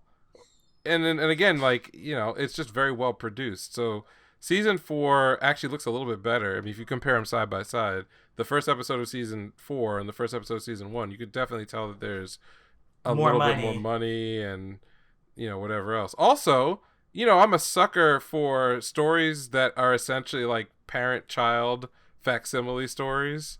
Mm-hmm. And that's like kind of exactly what it is, like from the beginning. And there's a mystery and blah, blah, blah. I could talk my ass off about it. So I did catch up on it. If I say it's still good, or good to great, I don't know if that would surprise anybody, but I also don't know what pitch to make to anybody to get who people just like into it. Yeah, like what would I tell you that you wouldn't already know about, like why you should be watching this particular series 4 cores in if you weren't into the idea on when it first released. I mean, I really liked the first few episodes. I just didn't come back to it. I just gotta get back. Ooh, maybe that'll be a. Yeah, I mean, like if you watch up to like the fight with the bear or something, and you're not, and that doesn't excite you, if like what you're seeing is not cool, if the emotions and the storytelling they're doing up to that. I got to the bear part. I got to the part where they went back to her village. Okay, so like that's where things slow down a little bit. Yeah. And then it ramps itself up from there, and it kind of keeps going. But the form. The other thing maybe to say is that it's a very approachable series, but you wouldn't know it from its outset because it does seem like it's very story driven. It's very it's serialized. But there's so many episodes that kind of stand on their own in an episodic kind of way, because it ultimately, I mean, what's the gimmick? The gimmick is that the main characters go around collecting the tattoos that are on the backs of all these criminals. So in a way, it kind of gets to a Monster of the Week format here and there, where they'll go to a new place that they have to learn about, and there's a criminal with this tattoo hiding somewhere there, and then they have to figure out how to find that person and how to get that tattoo. Sometimes they have to fight them, sometimes they have to negotiate with them. Most of these criminals are all like crazy people in some way, so like does that mean they're crazy and they're criminal? No. But they are weirdos, and so you have a cast full of like weirdos hunting down other weirdos. You can get some really cool moments, everybody hunting each other, yada yada. So I happen to like it, but I don't have like anything special to say otherwise. It's still good. And then again, we're filming before Chainsaw. Chainsaw, Mob, and what was it? Oh Eminence on Wednesday. Eminence, and then Shinobi Ittoki, which we'll talk about. That second one has to come out. Okay, yeah. Yeah, we'll talk about it next week. The only thing I did watch two episodes of is a Netflix anime that's called Exception, which is really interesting. So the setup for it's a sci-fi thriller, and the plot is that a group of people have been selected to go and colonize another planet. And those people are put into cryo storage on a slow ship that's going to take 100+ years to get to the planet that they're going to colonize. But that planet is not necessarily suitable for human life. And so they come up with this system where some set of experts, so like, an expert botanist, an expert cryptologist, whatever, someone who has like computer skills and all sorts of other things, get scanned and digitized in a way to be sent there on a ship that's traveling through another means of travel that won't allow living organic matter to survive. And when the ship arrives at the location, they are printed from biological material. So they're basically like a flash clone of the person who's alive, but in cryo storage on the ship that's coming. And so those 5 people are to man this vessel that will terraform the planet that the people are going to get to. So when we open the first episode, and the names are kind of hard to fathom, so I don't remember, but say we open with a woman being born out of this computer controlled vat, fully formed. She gets all her memories put back into her brain. She's like testing her body, and then sequentially each new person is printed. They kind of have moments where they're like, man, it's so weird to be like, I have all my memories, I am this person, but I also know that there's another person that is that person that's on the ship, like that's gonna be here in 100 years. It's so awkward to think about that while we sup and dine on this other whatever facsimile. The ship they're on is like a facsimile of using like holograms of like the real world that they came from. And so ultimately they keep printing everybody. They get to the 5th person who's supposed to be I don't know, it's expert in like what do you call it, the climate management. And they need all 5 people to activate the system that's going to terraform this world. Yeah. But as they're printing the 5th person, there's a solar flare, and it fucks up the printer. And so instead of printing the human who's they were expecting, it's like a horrible, cancer-ridden, bony monster that is so it's printed incorrectly.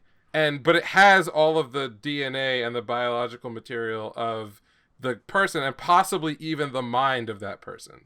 But they have a debate about, is it morally or ethically correct to euthanize that version that got printed and then use the biomaterial to correctly print that guy again.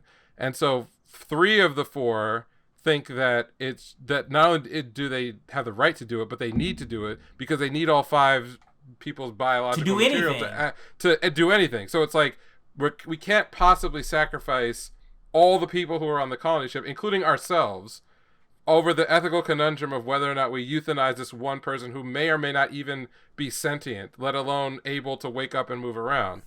The botanist on the crew, who is like staunchly opposed to doing it on strong ethical considerations, is eventually convinced to like go along with it. And so the woman that we start with, she's the doctor, and so she goes in and she's like, look, I will take the responsibility of euthanizing this person, and I'll even get the machine spun up so that we can print another version. She goes to administer the lethal euthanasia. Monster wakes up, kills her, and then escapes and starts hunting the people on the ship. Now, normally that would be the setup for the full story, right? Because we've now dealt with like there's all these like philosophical challenges and blah blah blah. The twist on top of the twist is that there's still enough capability for the ship to reprint any one of them. So the woman who was killed is reprinted with the memories up to her getting murdered. And so the question I think that the series wants to deal with, because she talks about how very strange it is to know that she died. Yeah. She actually died. And also, but then the question is, was she ever really alive, and did she even have a soul to begin with? Oh my God. And the last scene I left on was they were trying to basically put down the monster, and they went into a lower part of the ship and scrawled on the wall in the blood of what I assume is the dead and now reprinted woman were the words "help me," which means that the monster itself is not just a craven beast, there's some intelligence there. That person that they were debating over whether or not it was correct to have that, to kill it, may actually be. God. Yeah. This actually sounds so interesting enough that I might have to get over my shit. Oh my goodness. Yeah. Wow. So it's a cool, like, it's How many a cool episodes concept. did you watch? I watched the first, to the end of the first episode and then a little bit of the second episode. That's only 2 episodes? And yeah, all that shit happened? Yeah, and if anyone is interested, if you check it out, it's got a very, very unique art style. I am very picky when it comes to like CGI anime. I'm very, very picky. And there are some hand-drawn elements here, but for the most part, this is a CGI show. It's gorgeous. Absolutely gorgeous. The set direction and character... The set direction is awesome and very sci-fi, but the character design is, Yoshitaka Amano? Yeah, Final Fantasy. Who's known for their work on Final Fantasy. Specifically, a lot of the everything up to, was it 12? 12 and 13. They usually do, like, for the later Final Fantasy, they've been involved in just the cover art and stuff. The cover, yeah. And I think they've done other character design since for other games, but like you could just tell, like every character in the series has this very elongated, feminine. Well, not every character. Most of them do. That makes me think of like, particularly like Final Fantasy 14, not 14, 4. Final Fantasy 4. Oh yeah, at 100%. The men are for the most part beautiful. There's one guy who's supposed to be kind of portly. Like it's funny Cecil's ass when he becomes a paladin. Yeah. Like I thought it was funny because one of the characters is like, kind of a fat, jovial dude, but he got himself printed fat. And I'm like, bro, if I had the opportunity to like double myself, I'm gonna get that my real nigga version gonna be hooked up. He gonna be muscular, he gonna whatever else. This guy said, I'm gonna just roll with it. So they have a great society if they're able to just overlook shit like that. But yeah, the character design is very, very unique and model-esque, and everyone's got makeup on somehow. It's just like gorgeous future. But that's his style though. I can definitely see like the boys, they got a little foundation. Yeah, absolutely. And so this is really right up my alley because I love pure sci-fi, and this is definitely in that pure sci-fi. So would you say it's horror also, or no, suspense?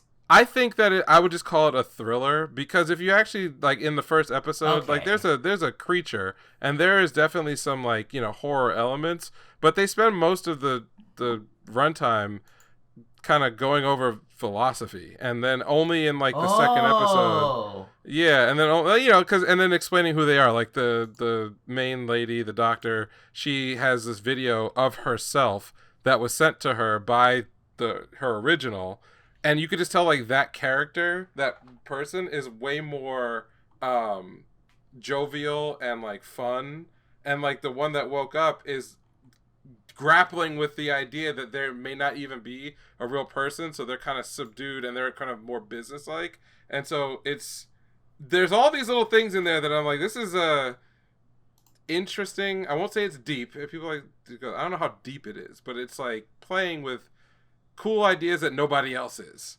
Yeah. So yeah, cool shit. I didn't even know that this shit was out. When did it release? That's a good question. I think it was recently, within like the last 3 or 4 days. Like they just dumped the whole thing. Oh, well then let me tune the fuck in. Hold on. Let me get it together. And the episodes are like close to 30 minutes, so they're a little longer than a typical TV episode. Well, shit, it sounds like we both watched a fucking lot. Oh my god! We watched a lot. We're only at this point, and it's this long already. Okay. So, is there any news? Oh, there are lots of bits and bobs. I'm not even going to go into like any details. Here's some trailers. So we have the Nier Automata cast reveal trailer. Oh, they had an anime got announced. I forgot about that. Yep. Looks pretty cool. Trigun got a second trailer. I thought it looked pretty cool. What else? Were there any other interesting things that came out? some information about that they're continuing the Gundam Thunderbolt manga, which is great, except for oh my god, we didn't talk about. Oh wow. Okay, keep going. Well, wait. Do I want to save like the topic I want to talk about until after the thing that you're thinking of?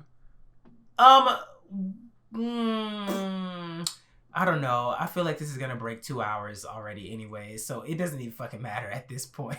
Okay. And then we're all mourning the death of G4. Psych. Nobody's mourning the death of G4. What, dude? Nobody watched it. I'm surprised you even brought that up. I did not even. I didn't tune into a sing. No one was watching it. Yeah. No one was watching it.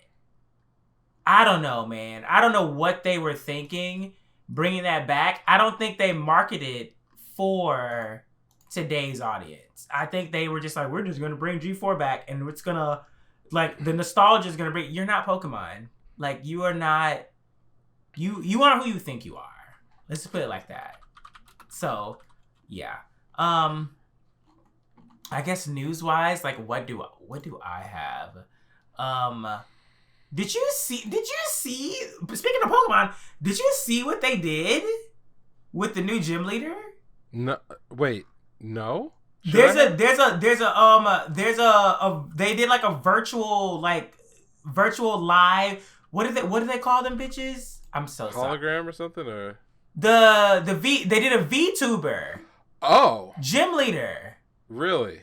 Like, she's literally like like the live stream, like where they have the avatar shit, and they're like getting paid like.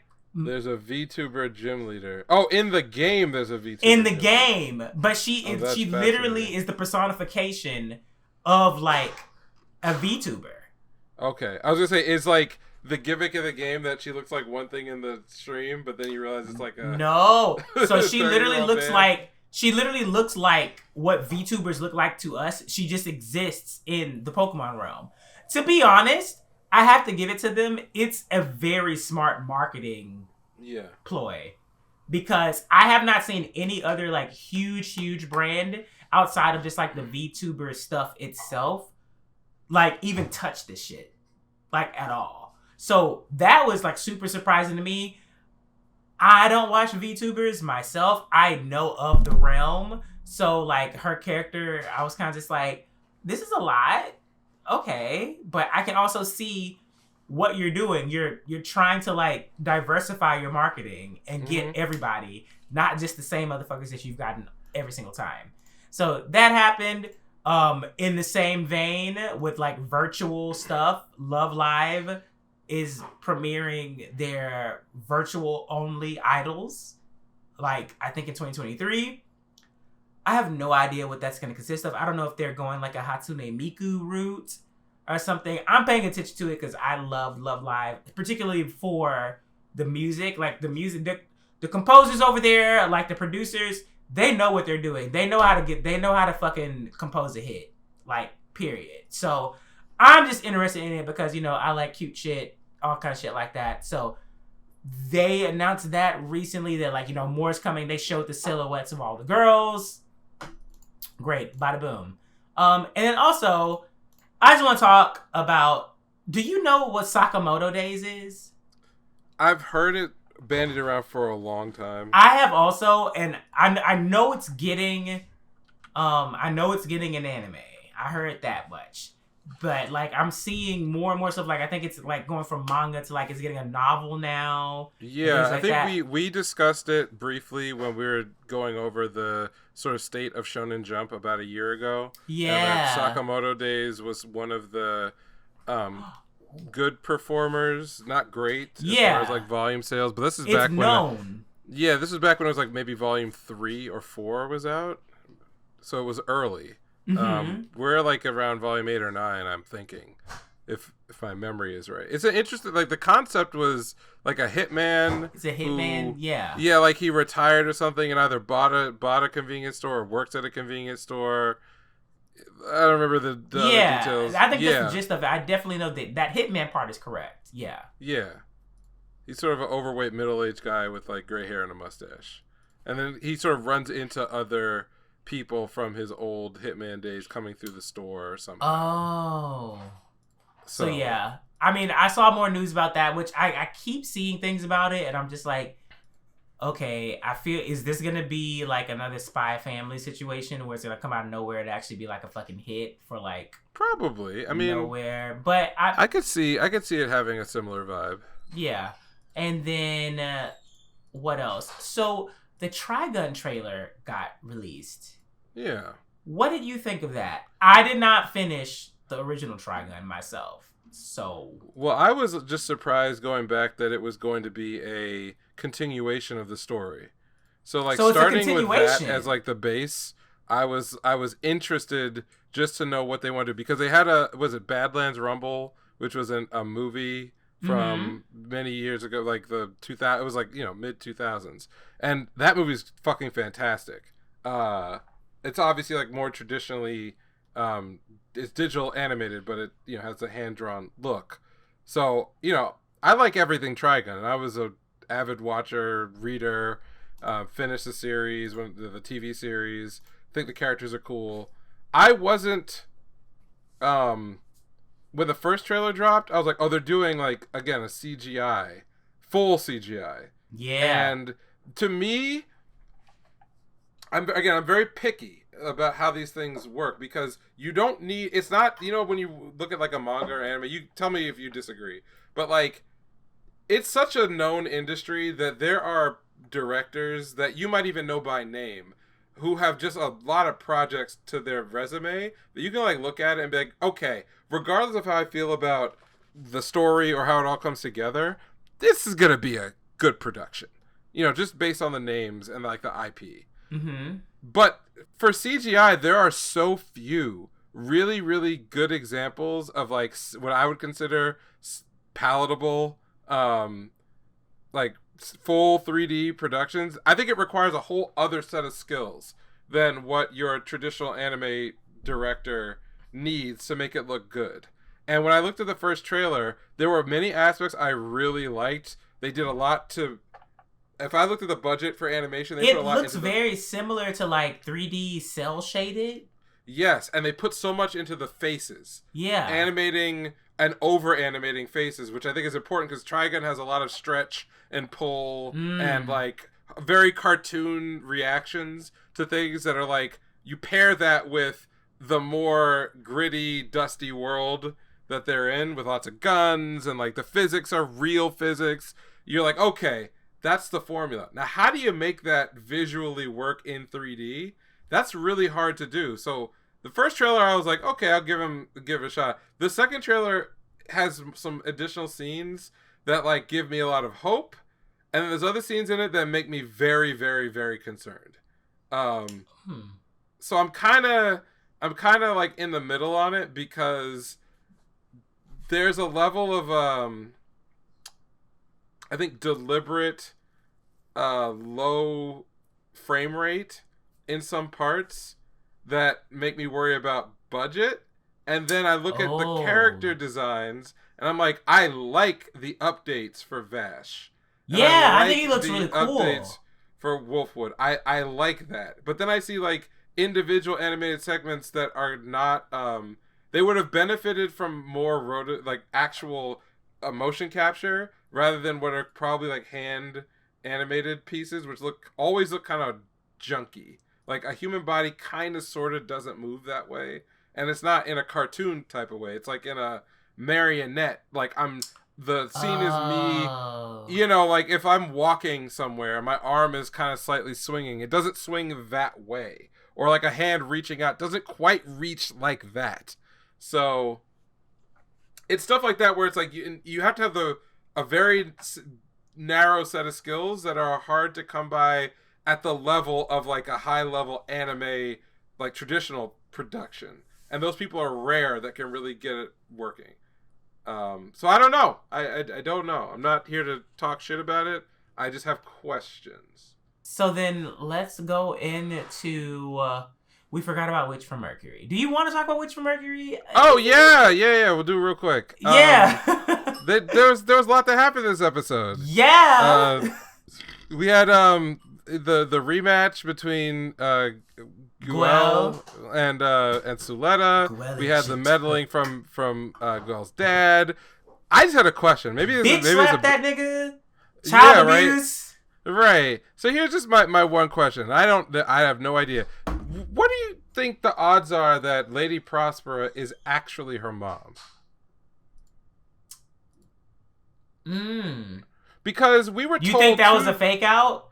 We were told two very different things between episode 1 and episode 2. And that's why I was staring very intently when Suletta was on the video phone with her mother. Okay? Oh.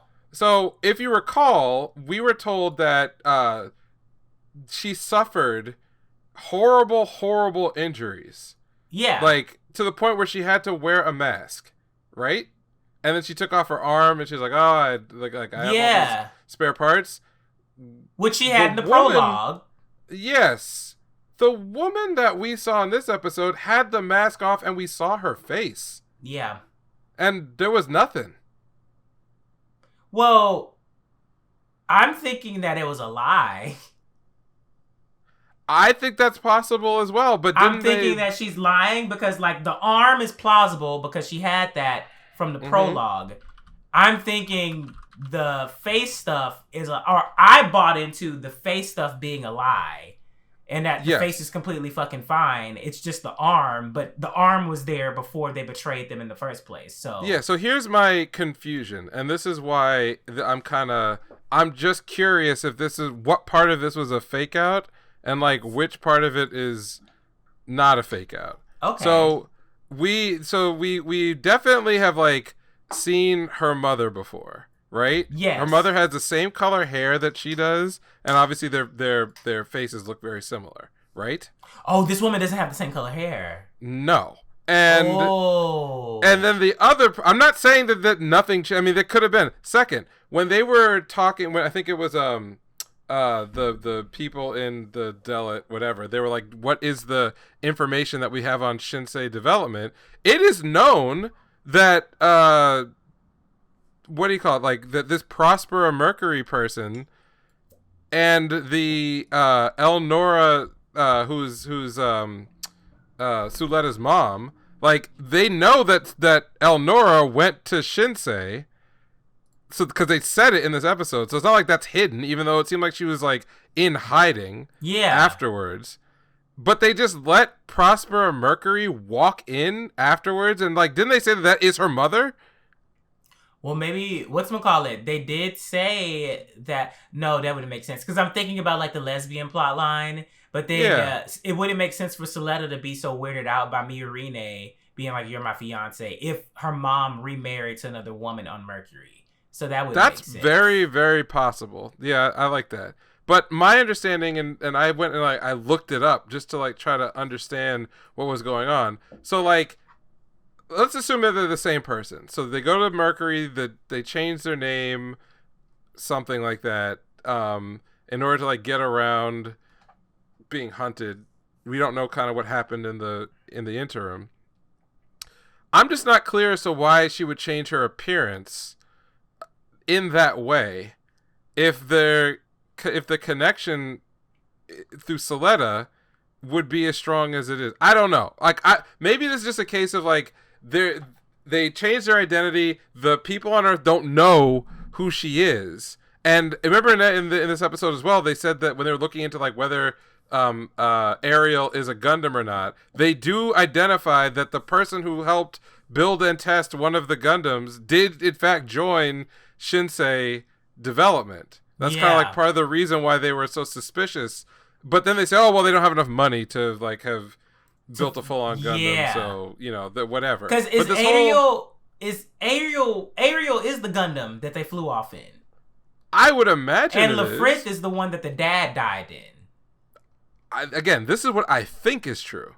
Okay. Yeah, that's my belief. I could have missed something, or maybe I just don't get it. But either way, I just would like to know: was it a lie when she said that she was so horribly injured that she had to wear a mask? If it's just a straight up deception in order to get over on Delit and also sever their relationship with like the Vanadis Institute, if that's all it is, I'm cool. I got no No problems, no issue whatsoever. If there's more to it, because it seems like the character she's playing with the company people versus like her talking to her daughter are two totally different people, and that may be necessary in order for whatever plan she has to like work out.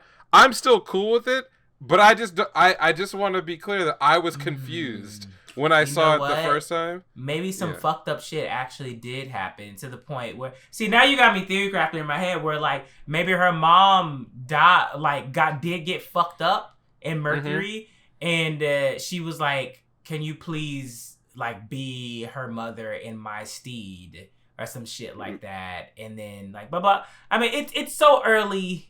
I don't, but you are absolutely correct to be suspicious because I didn't even catch that like at all. Yeah. That didn't even cross my mind. I was too focused on Guel. Yeah. And this fuck shit. Cause whatchamacallit, it was like Gundam Utena, and now it's like Suleta's Otome. Like she's collecting the motherfuckers, which I'm not mad about it because when niggas start dying, it's gonna make it even crazier. So, and oh man, someone said they were like that speech that she keeps giving niggas about if you leave you get one, if you stay you get two. Someone was like, someone gonna stay and get two and get killed very quickly. That's I hope so. I hope that like they explore the pain that ideology can bring in Gundam fashion. I think that because I liked how in this episode it was framed. Someone's gonna say that shit back to Suleta right before they die. Exactly. I like how it was framed around. So let's do a quick juxtaposition. When we meet everybody, Suleta is this awkward outsider who doesn't have social skills and is shown to be like in some way deficient in interacting with all the people around her. They're prettier, they're smarter, they're more confident, they're whatever. It's a big wide world. And so that's her weakness, is that she is this country girl who is inexperienced but has very, very strong beliefs. Fast forward to this episode, we flipped the dynamic because everything that made Suleta kind of out to be, inferior to other people. In fact, we start to learn that they're the result of things that she has that those others don't. She's got a mother or family that cares very deeply about her, that she has a belief in herself that as much as she may be like timid in personal interaction, she's actually quite brave and bold. And like when they're talking to the council, the dual council, and she kind of like cuts everybody down. She cuts Guel down because she's like, "I beat you." The dual council pissed me off because I was like, "This could have been an email." Why are we here? Yeah, 100%. I was asking so many fucking questions. I was like, first of all, you let these students have this lounge, and they're organizing this dumb shit. You know how much trouble this has already caused? How many years has this been going on? This is such a waste of time. Like, you're supposed to be in school. What are you doing? Yeah, exactly. Yeah. I was so pissed when they were like, we have to do the ceremony thing. And then when that nigga was like, it's been sealed. I was like, oh, I'm so mad. This is such a waste of time. You're totally right that this could have been an email. This could have been an email. Someone should have posted that shit. So, like, yo, bro, it's a cool scene, but we could have handled all this in the email, man. You could have just been like, yeah, can you just do the Adobe e-signature and send it back? Thank you so much. I bet you said Adobe e-signature. That's it. That's it. So I liked that this episode completely turned around all of the implied relations between Suleta and everyone else. Because now, when she talks to Guel, she says twice, "I beat you. That's why I'm confident in myself. Because you lost." And it wasn't like, you a bitch. It was just like, you lost. I'm better. What do you want me to tell you? Yeah. like whatever. And he's thinking that she's going to be on this other wavelength. But then when the other member of the dual council was like goading Guel for being a loser and having to get a rematch through his dad, Suleta also put her in her place as well. Because she was like, you know, like you don't get to chide somebody and you're not willing to like step onto the battlefield. Put yourself out there, yeah. Like that's like this man is not a coward. She didn't say like unlike you, but like the implication was right there that she respected him to some degree, and she was like, "Nah, and I may not like that." Yes, she stood up for him in that moment when she didn't have to. You know, he's the one being unreasonable here, and then he even said in the elevator like, "Are you also gonna make fun of me like all these other people do?" And then that's when she hit him with the whole speech about her ideology about how you can get something out of, you know, retreating from a conflict, but if you step up and you walk into it, you get more. So that's why Oh my god! The more that we repeat this, the more I know they're gonna fuck us. Oh yeah, great. That's exactly what a half-decent writer should do. Take advantage of that shit. So then we get through the whole battle, and I like the subplot of his dad and the rest of his family caring so much more about their plans and their pride, but missing the fact that like he was actually willing to go out and do the work because he believes in himself as well, but nobody else believes in him, which is the same place that Suletta found herself in the first duel, was that no one believed. They didn't know who she was. She's fighting against like, you know, top guy, you know, on the blocks, and she won. Now the roles are reversed, except he doesn't get to fight in the battle because the AI takes over for everything. And you know, he says to his brother, you know, you wouldn't be doing this if you all actually, if it wasn't for the you know, our parents' plans. And then the father says, it doesn't fucking matter if you're any good. All that matters is the outcome. And what does he keep repeating? We're like, you all don't come back around. Right. He's like, you all don't believe in me. You all don't believe in me. You all don't believe in me. Even this machine that's having this fight, this is not a fight. This is some bullshit. So at the end of that battle where the machine basically fucks up and he's talking to his father like, this is some ass. This is all ass. I realize that you played with the sprinkler system, all this other bullshit to like basically prove that you don't believe in me. You don't believe I can win this fight. You don't believe that, like, you know, there's any hope in the dreams that I have. Well, fuck you. He breaks the machine. Why is the AI running off of his cell phone? Yeah, like, okay. Whatever. Fine. Mia Rene gets to have her little hijinks in the... But you know what? No, I actually like that. Because she's not just a permanent damsel in distress. She's actually doing something. So I appreciated that for her to basically not be like, I'm going to stand here and scream and like be like, someone help us. She's like, I'm going to fix it. Hang out. Very goal directed. Yeah. I don't want to put it over too much because it's fine for this episode, but there is a terrible habit in all storytelling of having a supporting cast member, male or female, have nothing to do, and then the story has to create things for them to do, rather than it be like a natural, outcome of other events that are moving forward. So in this case, the problem that Miorine solved was created by the father and executed by the two friends of Gel. Yeah. But I would argue that you probably could have removed all of that and still basically told the same story of like, you know. Yeah. Yeah. So that I see it as a way to do that, to like involve Miorine in the plot. I'm not saying that this was particularly vital, because if you take away the subplot of like, oh, the sprinkler's on, so she can't use her lasers, so now we've got to drag out the fight, you still could get every beat of like Guel getting like frustrated and breaking the AI, and then them having like a one-shot samurai moment where Suletta still wins. But that piece was kind of there. I'm not saying padding out the story, but it was to add some flavor, give something else, some more peril to overcome, and then have Miorine be able to contribute. Because in the first episode, she drove all the action, but actually didn't really do anything. She got into the machine, stole the machine, and then they had to like get her out, like stop. Yeah, like right.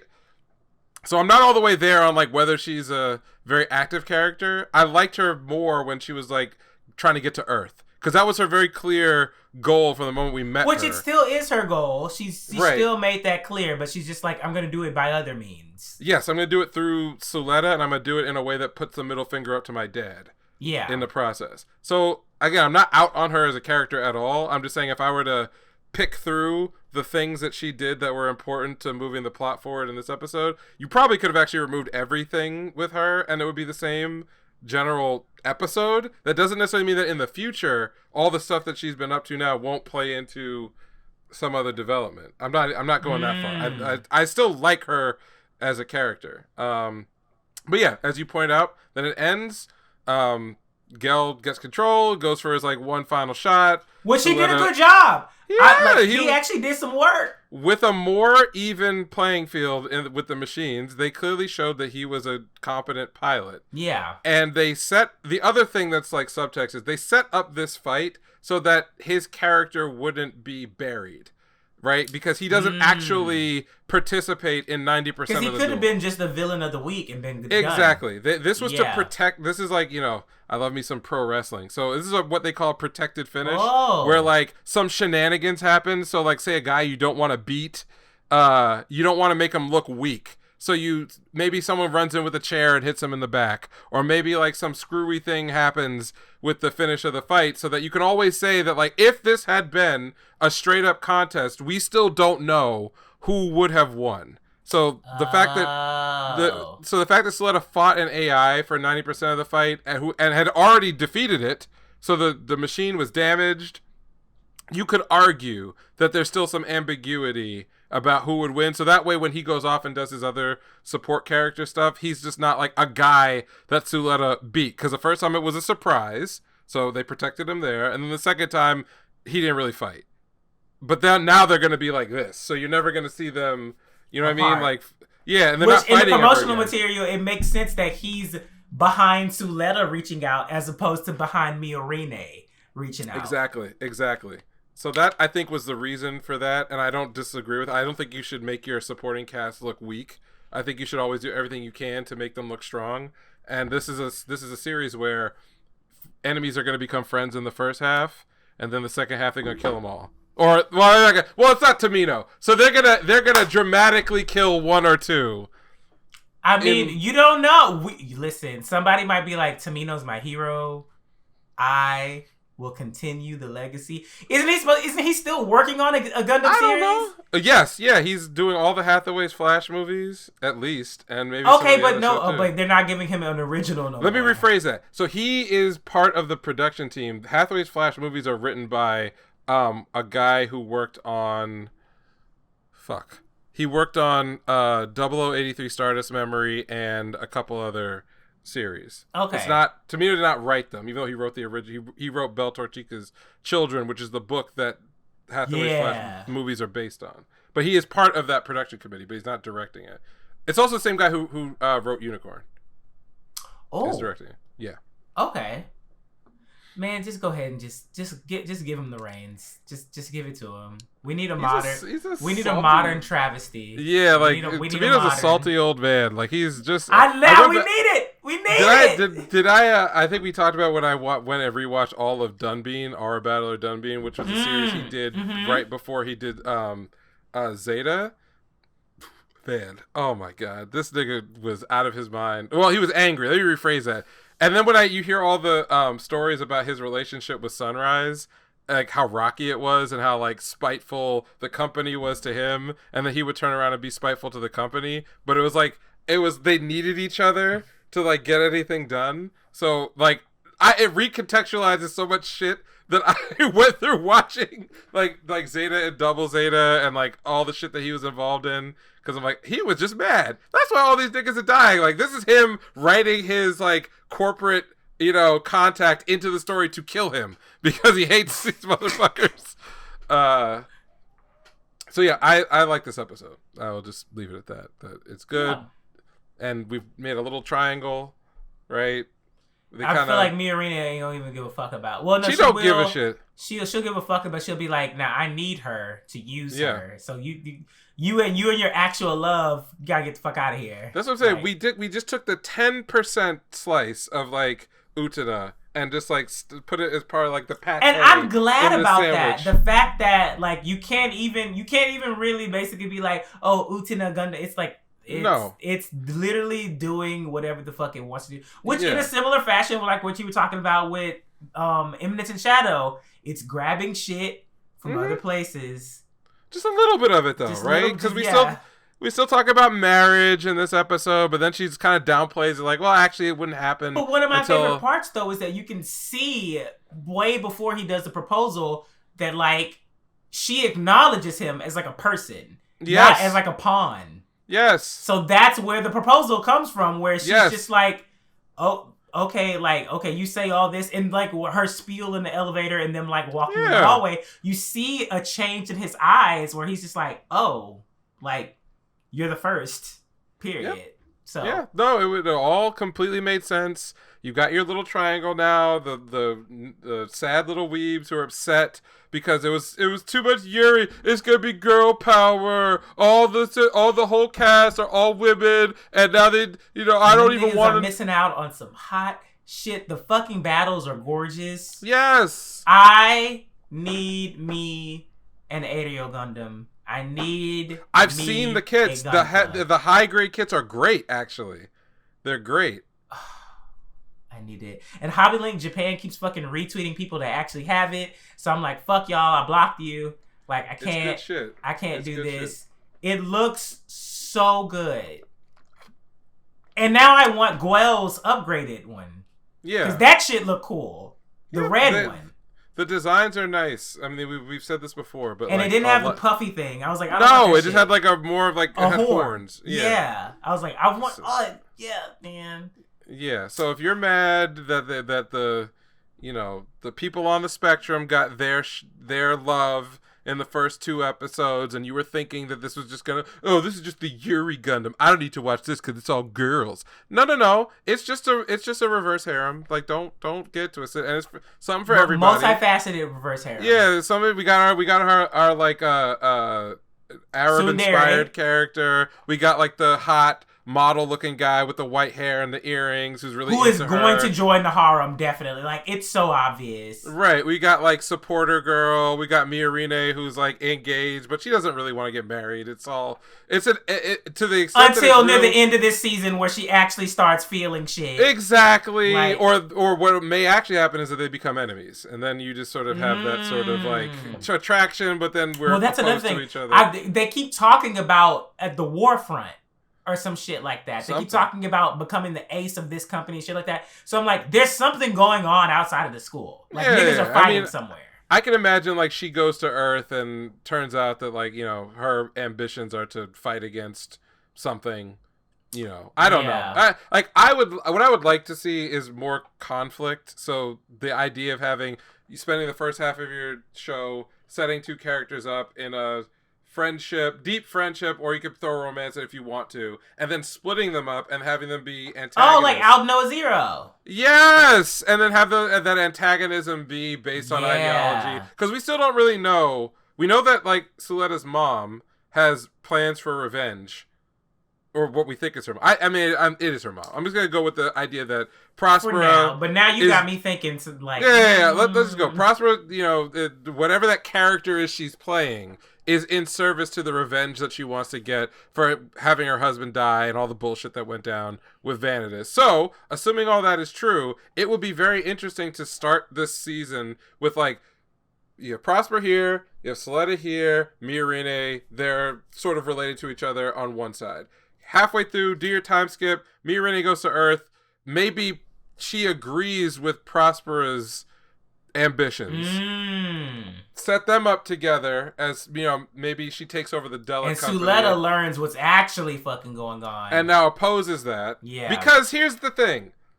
What's the other big theme of this series? It's rebellion against the wishes of your parents.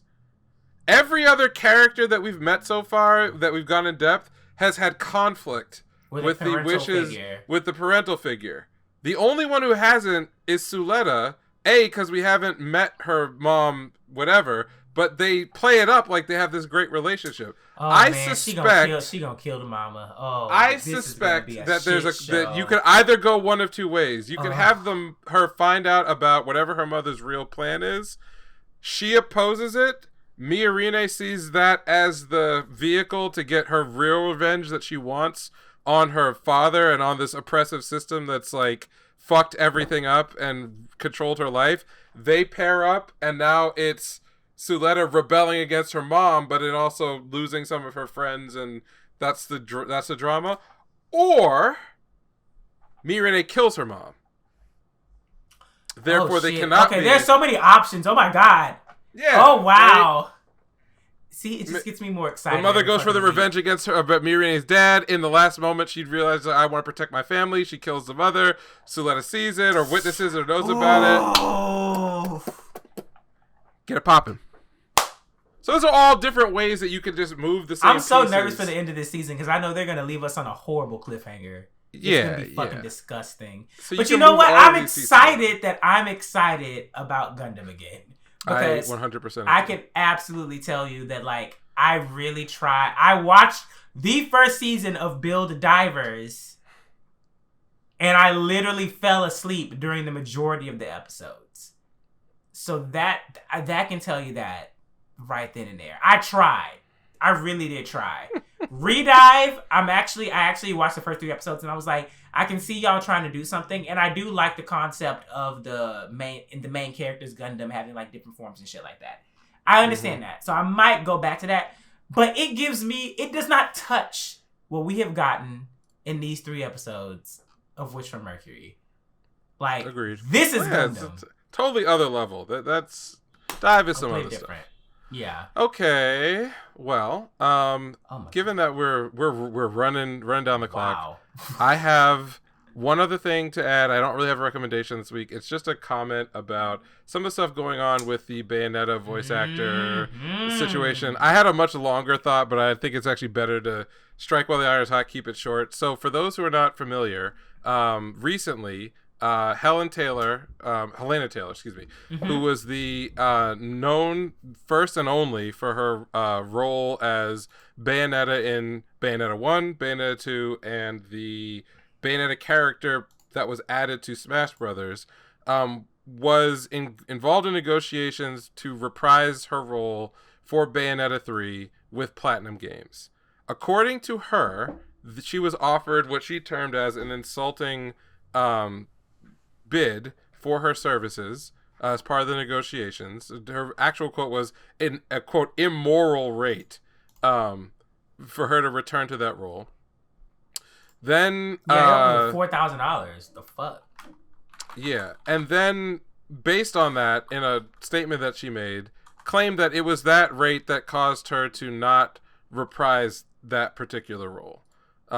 So the story has evolved multiple times in the last 48 to 72 hours, and I presume it'll probably evolve again as more information is released and people sort of figure out what the official story is. Yeah. So originally the claim was she didn't come back because they lowballed her.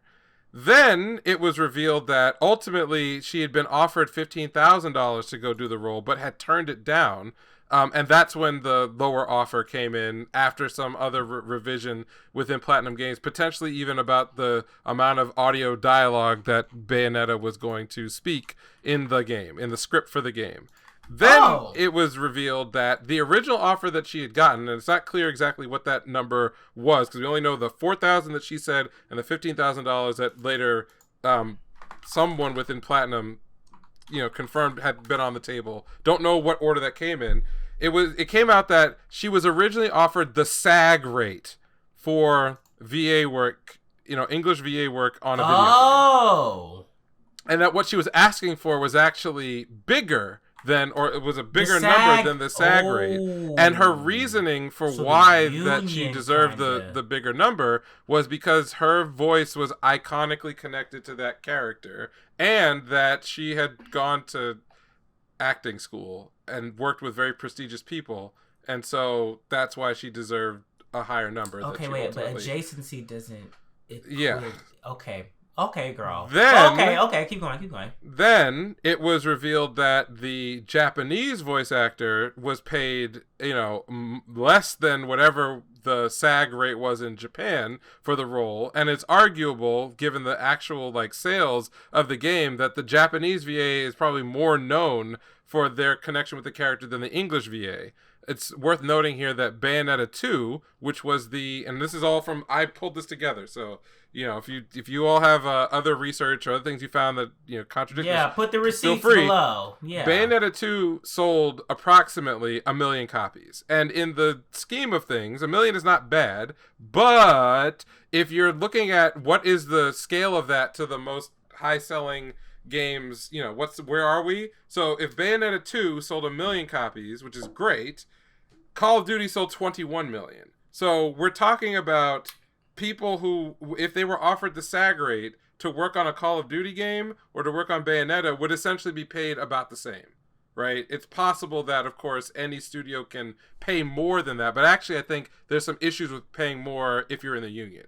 Yeah. So I don't want to get into those details. And there was definitely a whole thing going on with the union stuff with like anime voice actors recently also. Yeah, and this all ties together. Okay. Then So the place that we're at in the story is that she's, accused them of lowballing her. They countered with, we were negotiating, we gave you the SAG rate. Ultimately, she was not brought on to voice a character. The role went to Jennifer Hale, who I know by name as an amazing voice talent, who, among other things, was the FemShep and from Mass Effect. And has done so many iconic roles, but I would argue that Jennifer Hale as a voice talent is actually just known as Jennifer Hale, in that when she gets added to a project, people are more interested because she's on it, whereas Helena Taylor is only known for voicing Bayonetta. In fact, if you go look at her IMDb and her voice credits, that's all she's known for, because the last time she worked on a voice project was in 2014 for Bayonetta 2. What? And everything else is a smattering of, she did a little bit of anime voices prior to that. She's done like some support voice work, on some other games, but it's a very short resume.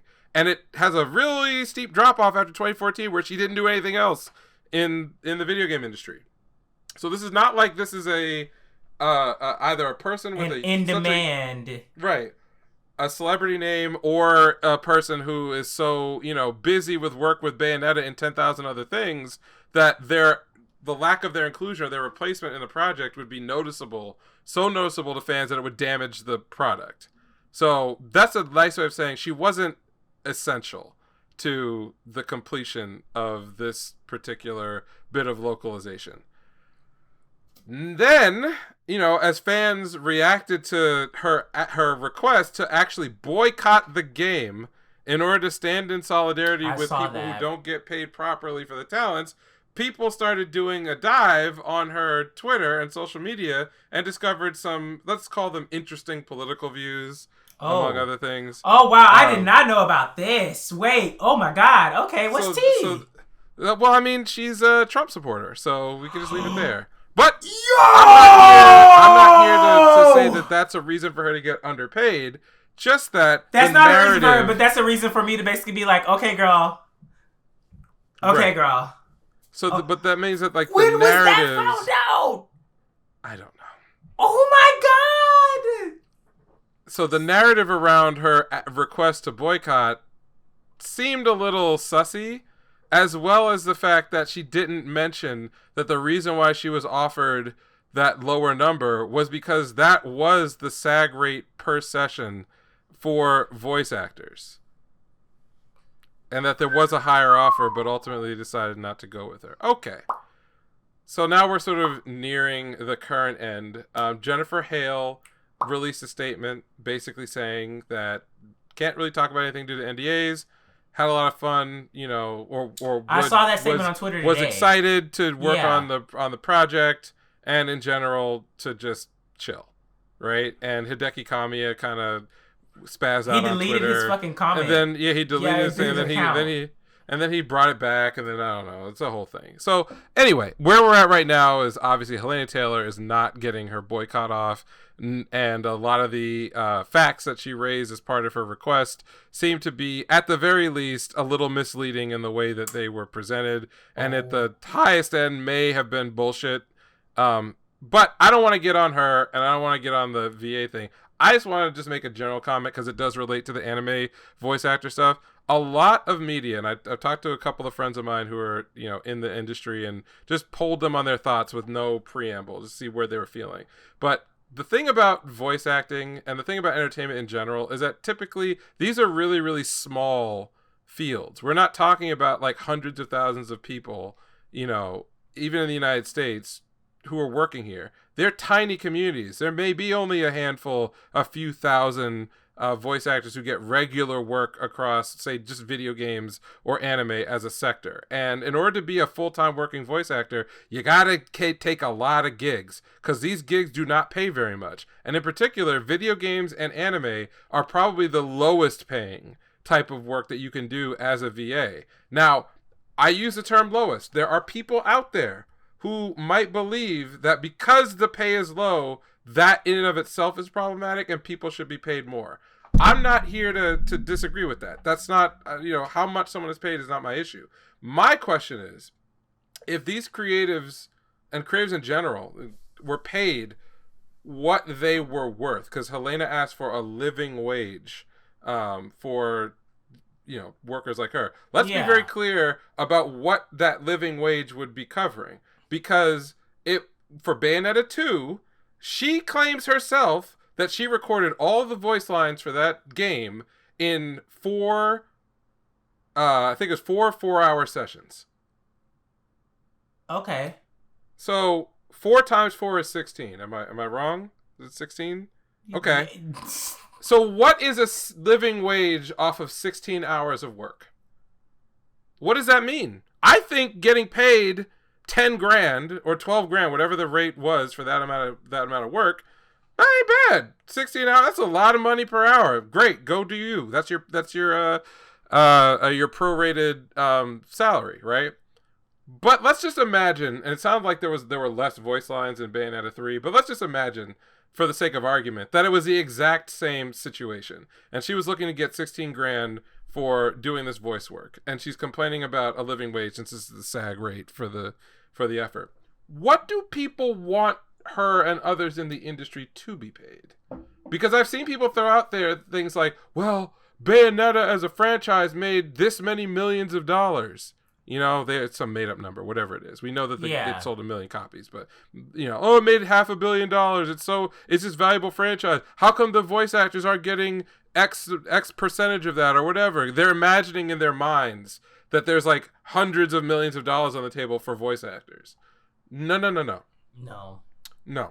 I can tell you that. No. The budget that pays for the voice actors is the same budget that pays to make the game. And it's paid by the developer. It's not paid by the hundreds by of Nintendo. Yeah, it's not paid by the hundreds of others who make the money on merchandise for a character. That doesn't go anywhere. That doesn't go to the developer. It's not paid for by the people who get the license deals to put that character's likeness in other products, to pitch other things, and advertising and everything else. That's not paid by the developer. The developer got, let's say, $25 million, $30 million, probably what Bayonetta roughly costs to make, somewhere in the $30 to $50 million range. They got that money to produce the game, okay? That has to pay for everything. And right away, you can just lop off about maybe a quarter of that money, because that's all your advertising money that you've got to pay, right? Through the publisher. You got to do that. You got to set that shit aside. So then you got to pay the salaries on all the developers who are working for years. You got to pay all of your licenses for all of your third party, like, technical support, your middleware, your everything else. If you have to do engine development, blah blah blah blah blah. The voice work or the audio is usually one of the last things that gets a cut of that budget, and they get a sip. They get like, maybe they get like 2%, 5%, of that total budget to cover every noise, every sound, everything else. And you're talking about the voice actor for the localization, the English localization of this series is probably going to sell half of its copies, in Japan. So with a totally different voice crew. Okay. And now you're talking about living wages. Okay. I'm with you. We'll pay a living wage. Let's quadruple her salary. Let's make sure that Helen Taylor gets, a clean $50,000 that she can have a living wage working 16 hours one time in 8 years. Okay? Let's do all that. Here's my question to you guys. Are you willing to pay? Are you willing to pay? Because if we scale that out, actually, I can make an argument that everyone involved in game development is ridiculously underpaid. In fact, gaming in general, that industry, wouldn't be as profitable, record profitability, in fact. If they didn't take would not advantage have of that. so many people. Right, exactly. If people were paid what they were actually worth, relative to even the popularity of franchises and IPs, guess what? You mad that the game is $60 now going on $70 digital? It's gonna be way more. Yeah, you're mad about that, bro. I got news for you. You be paying double that. You be paying triple that for some of these games. You paid what everybody was actually worth. You're getting this amazing deal off of effectively slave labor, and y'all are very, very, very comfortable with that. You're very comfortable. Okay. And the moment it goes higher, people are gonna riot. Right. Not only will they riot, they just won't buy it. People don't have that kind of money, so they're not going to pay that kind of money. So that's just my question. We could talk about, oh, well, the Nintendo should pay. The developer should pay. Guess what? The more something costs to make, the more it's going to cost you to buy it. So I'm not saying she doesn't deserve whatever she thinks she deserves. She probably does. You know, it's really popular. People like Bayonetta, fine. But then I want the second conversation to happen. Who's supposed to eat that cost? Everybody else except for that person. Yeah, right. So, exactly. So the way that I see this is just that, and I think this factors into just like a whole bunch of facets in life, is that people like to talk and they like to shout about the end solution, but there's no actual like throughput offered simultaneously. And this is from all sides. I'm not just saying from like just like this. I'm just saying just like in general. People, you say it should be this, but then how do we get there? Like, that is equally as important as just saying this. But also, that can be used in a negative manner to basically be like, oh, well, you want this, so how the fuck are you going to get it? And exactly. It's like, okay, it goes both ways. It goes both ways, and that's what makes it just so messy. It's just great, yeah. So if you want to have a pity party for creatives and think that they're underpaid, then my suggestion is just give them money. Just give them money, because there's no other... These niggas are making millions. So it's more so of the company itself and changing the company culture than it actually is like the boycott and all the kind of shit. Like, it's more so that. Yeah, so, and here's a fun story. So before the pandemic, voice actors... were pretty clustered in a couple of places in the United States. This goes for TV, for film, for video games, and for anime.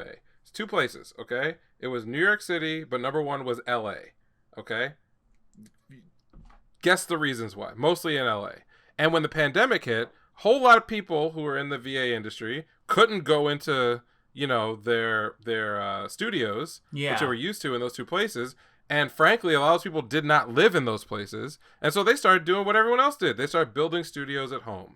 And for that, like 2.5... Right, and for that 2.5 years, there was a very interesting democratization, broadening of VA work, where lots of people who wouldn't have gotten a shot because they weren't around to like collect all of the offers, you know, because they were co-located, where they would find out about a lot of, you know, these sorts of things. Everything went digital, so it spread out around the country.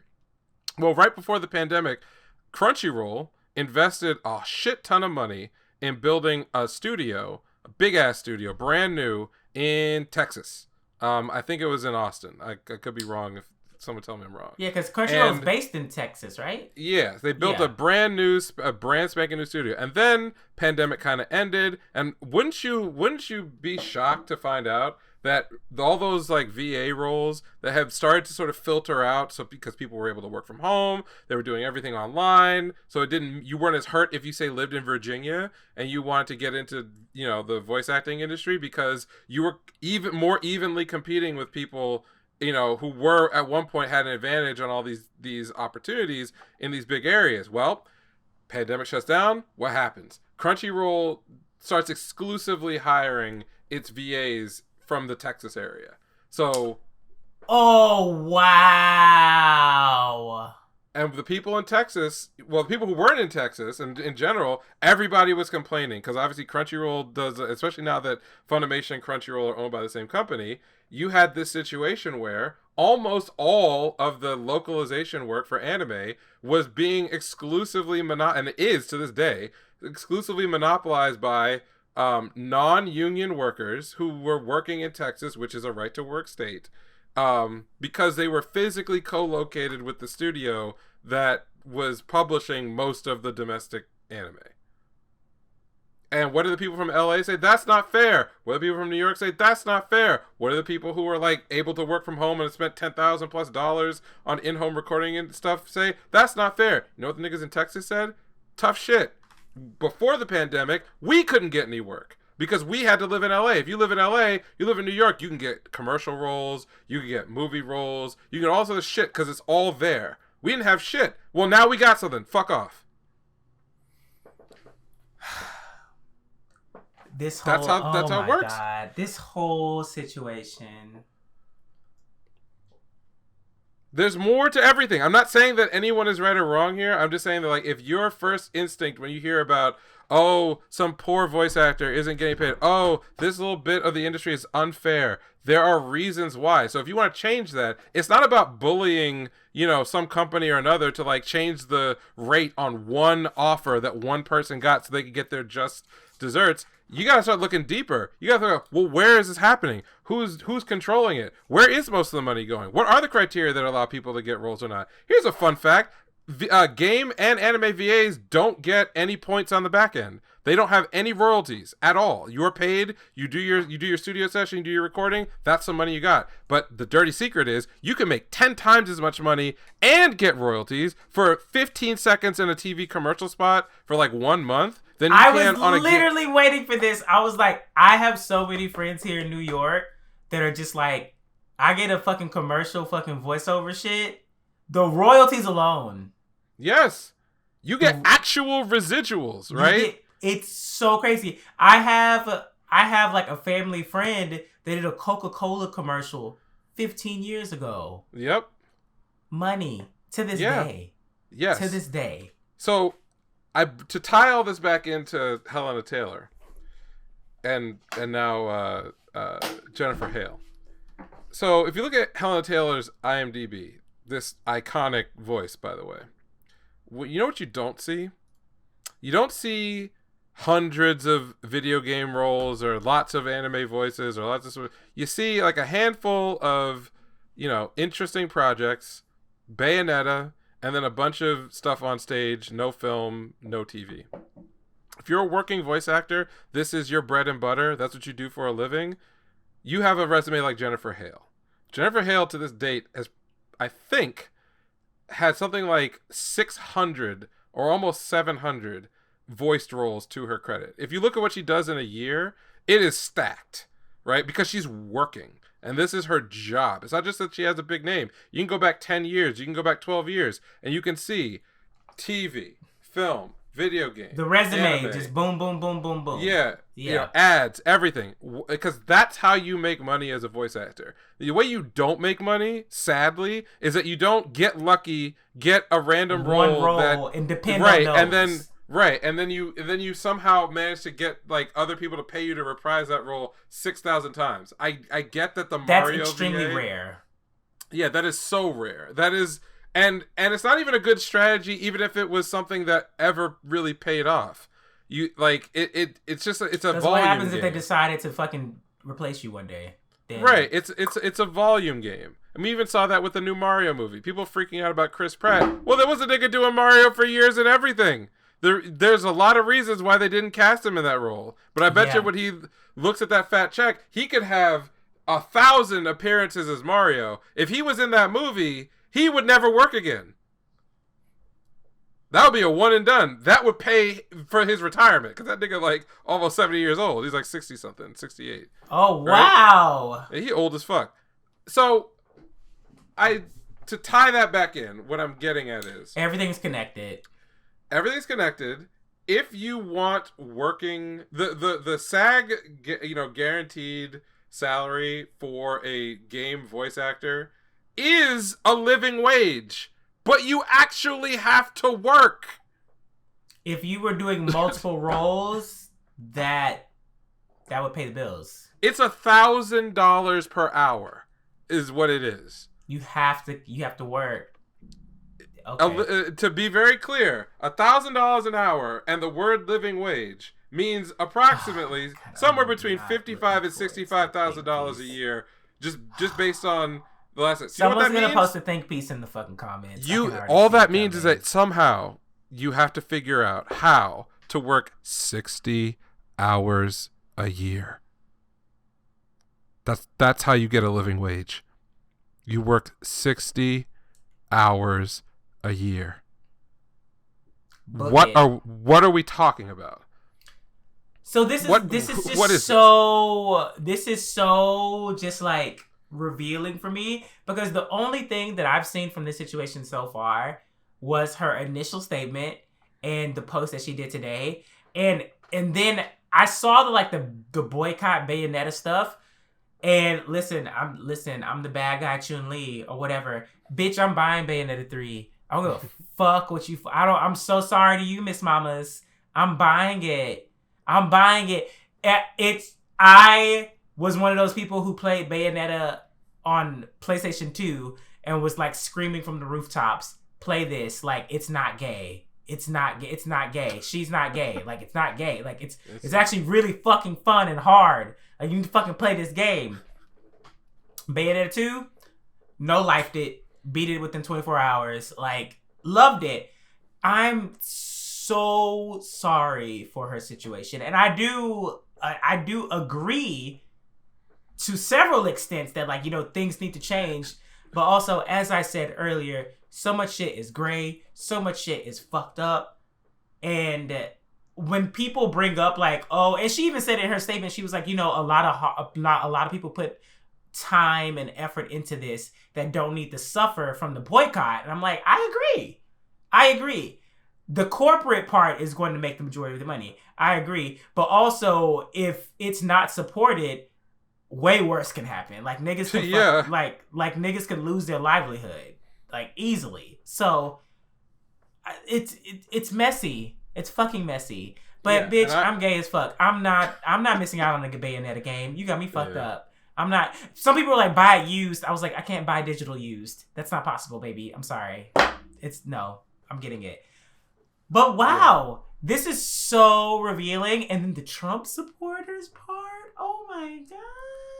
It's just a silly situation. And again, bitch, I don't have answers. How dare you get on the internet with infinite receipts? Internet be going ham, and I don't have. God! I don't have answers, right? This? Let's say she wasn't a Trump supporter, and it was just like a sob story, and it wasn't political, it was whatever. But if the facts are the facts, then you know, I expect to see people who want to make it and are struggling to be working, and if they're not working, that's fine.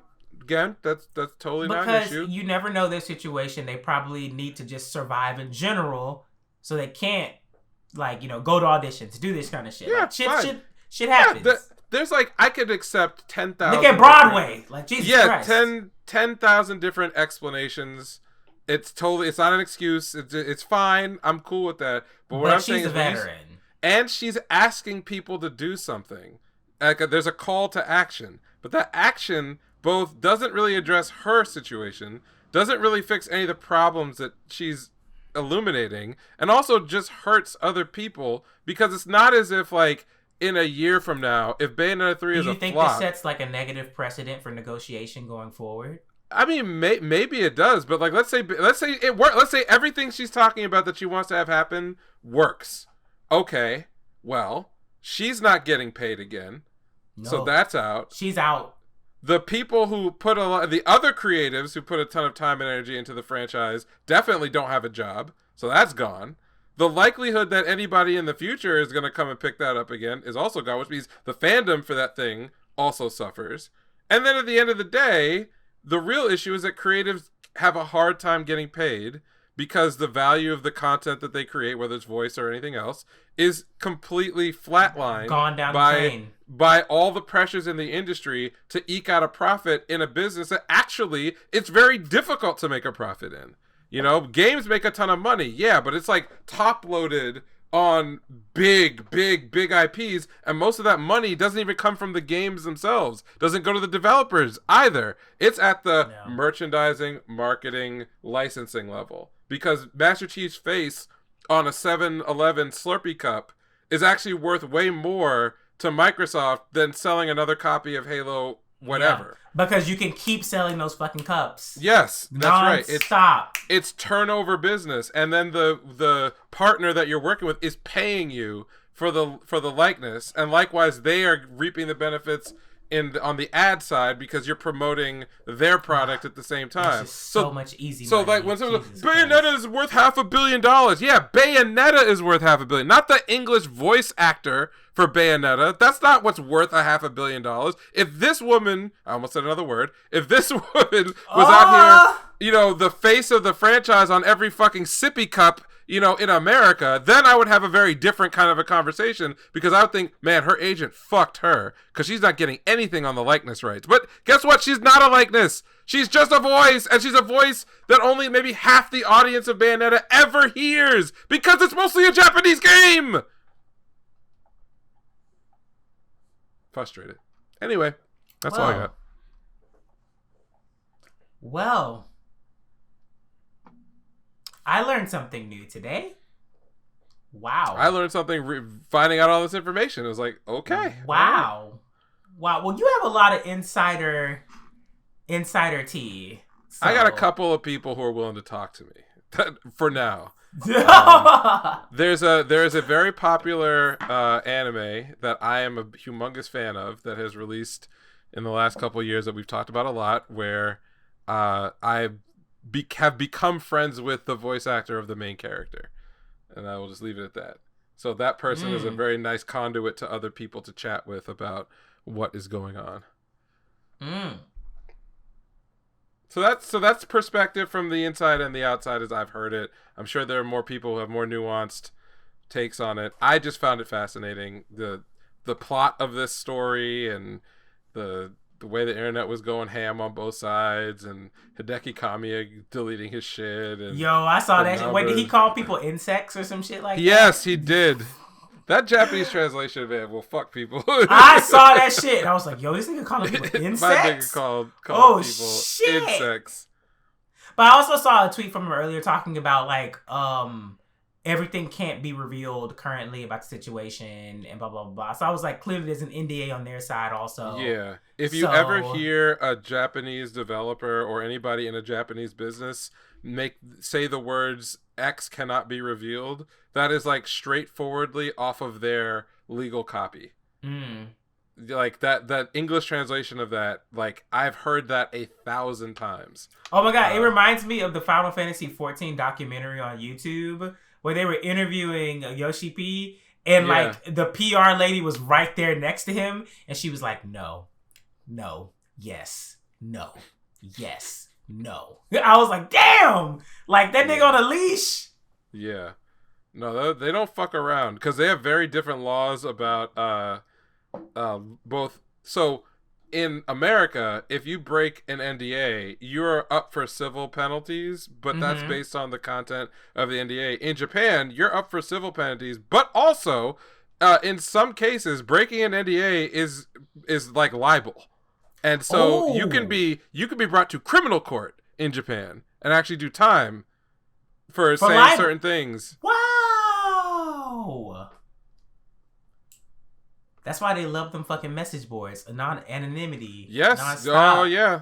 Yeah. They love that shit. So. Wow. That's it for me. I got nothing else this week. I spent the rest of the time digging into this voice actor situation. Wow. So investigative journalism. Fuck yeah. Not really. Just very basic. I was looking at like SAG contracts and stuff because I heard different things. I heard people talking about... Investigative journalism? What the fuck? Yeah. Well, no, I read different things. So like someone had linked me to an old article in the New York Times about like some of the voice actors for bigger games.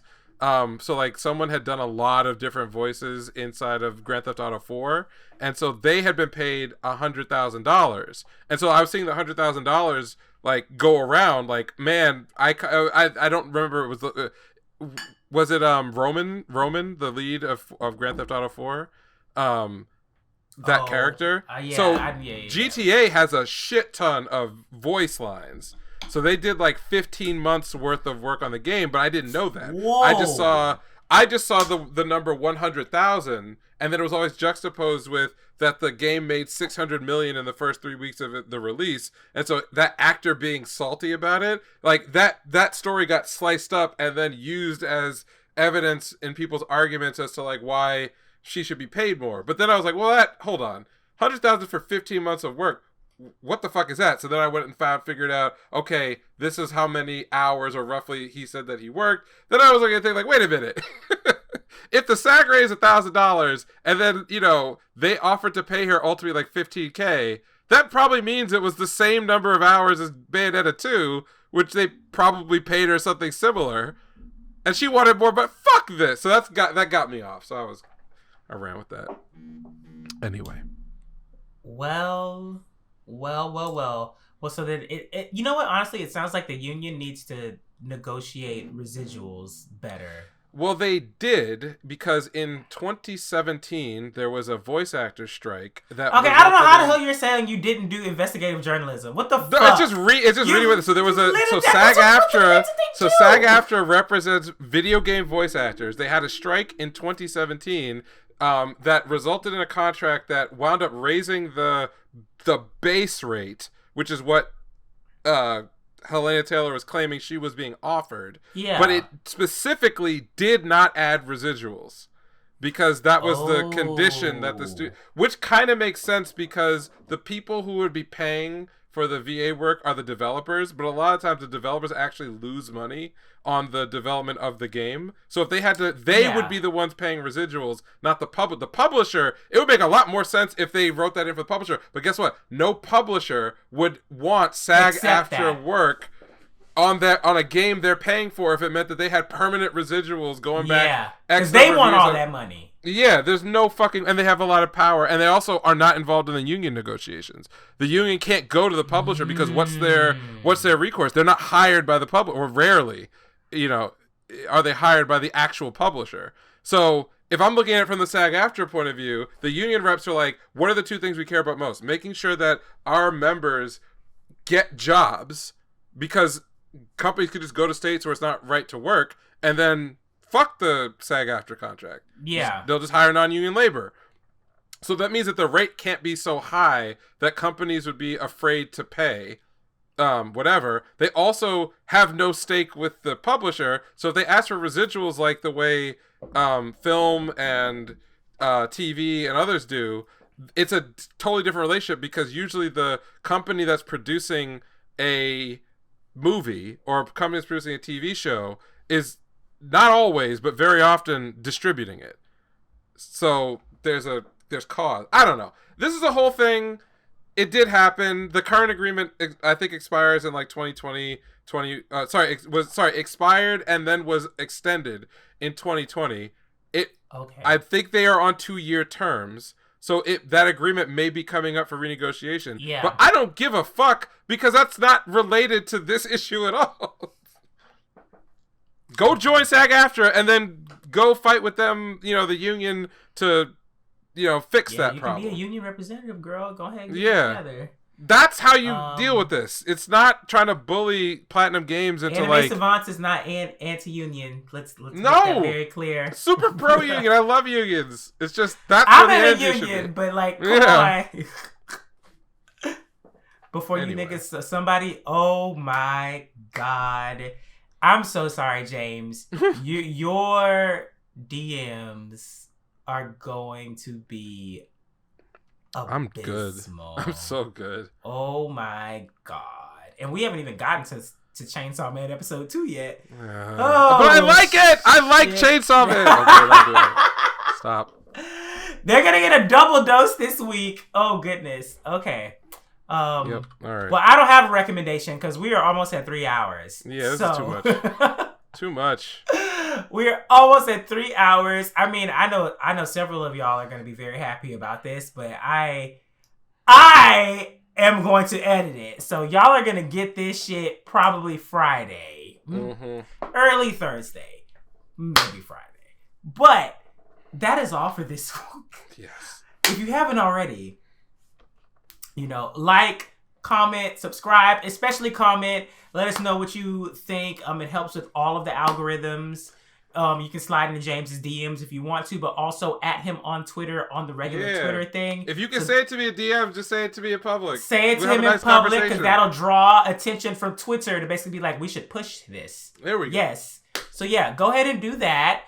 We have several collaborations coming up very soon. So, if you're listening to this, if I fucked up and didn't respond to you, hit me back up. If you all want to collaborate with us, hit us up. We'll fucking figure something out. And if you want to follow us, we are anime_savants on Twitter, anime savants on Facebook, YouTube, where you should like and comment, Twitter. Well, I already said Twitter.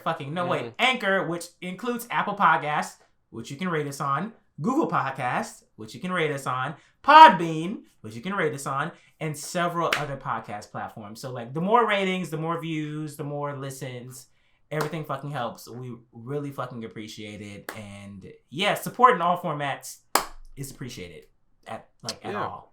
We love it. Even though I complain and moan about some of the wild things people You don't complain. You don't moan. You voice your opinion, and people have different opinions, and they don't like them. That is fair. All right. That doesn't mean you're complaining. Well, if you want to complain at me, you can hit me up at Neural Handshake on Twitter and say your piece. But yeah, don't complain to me. Don't complain to me. I'll cuss you out. Yeah, leave Jordan alone. Don't complain to me. Don't do it.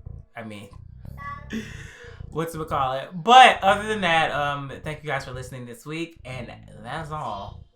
Bye. Peace out.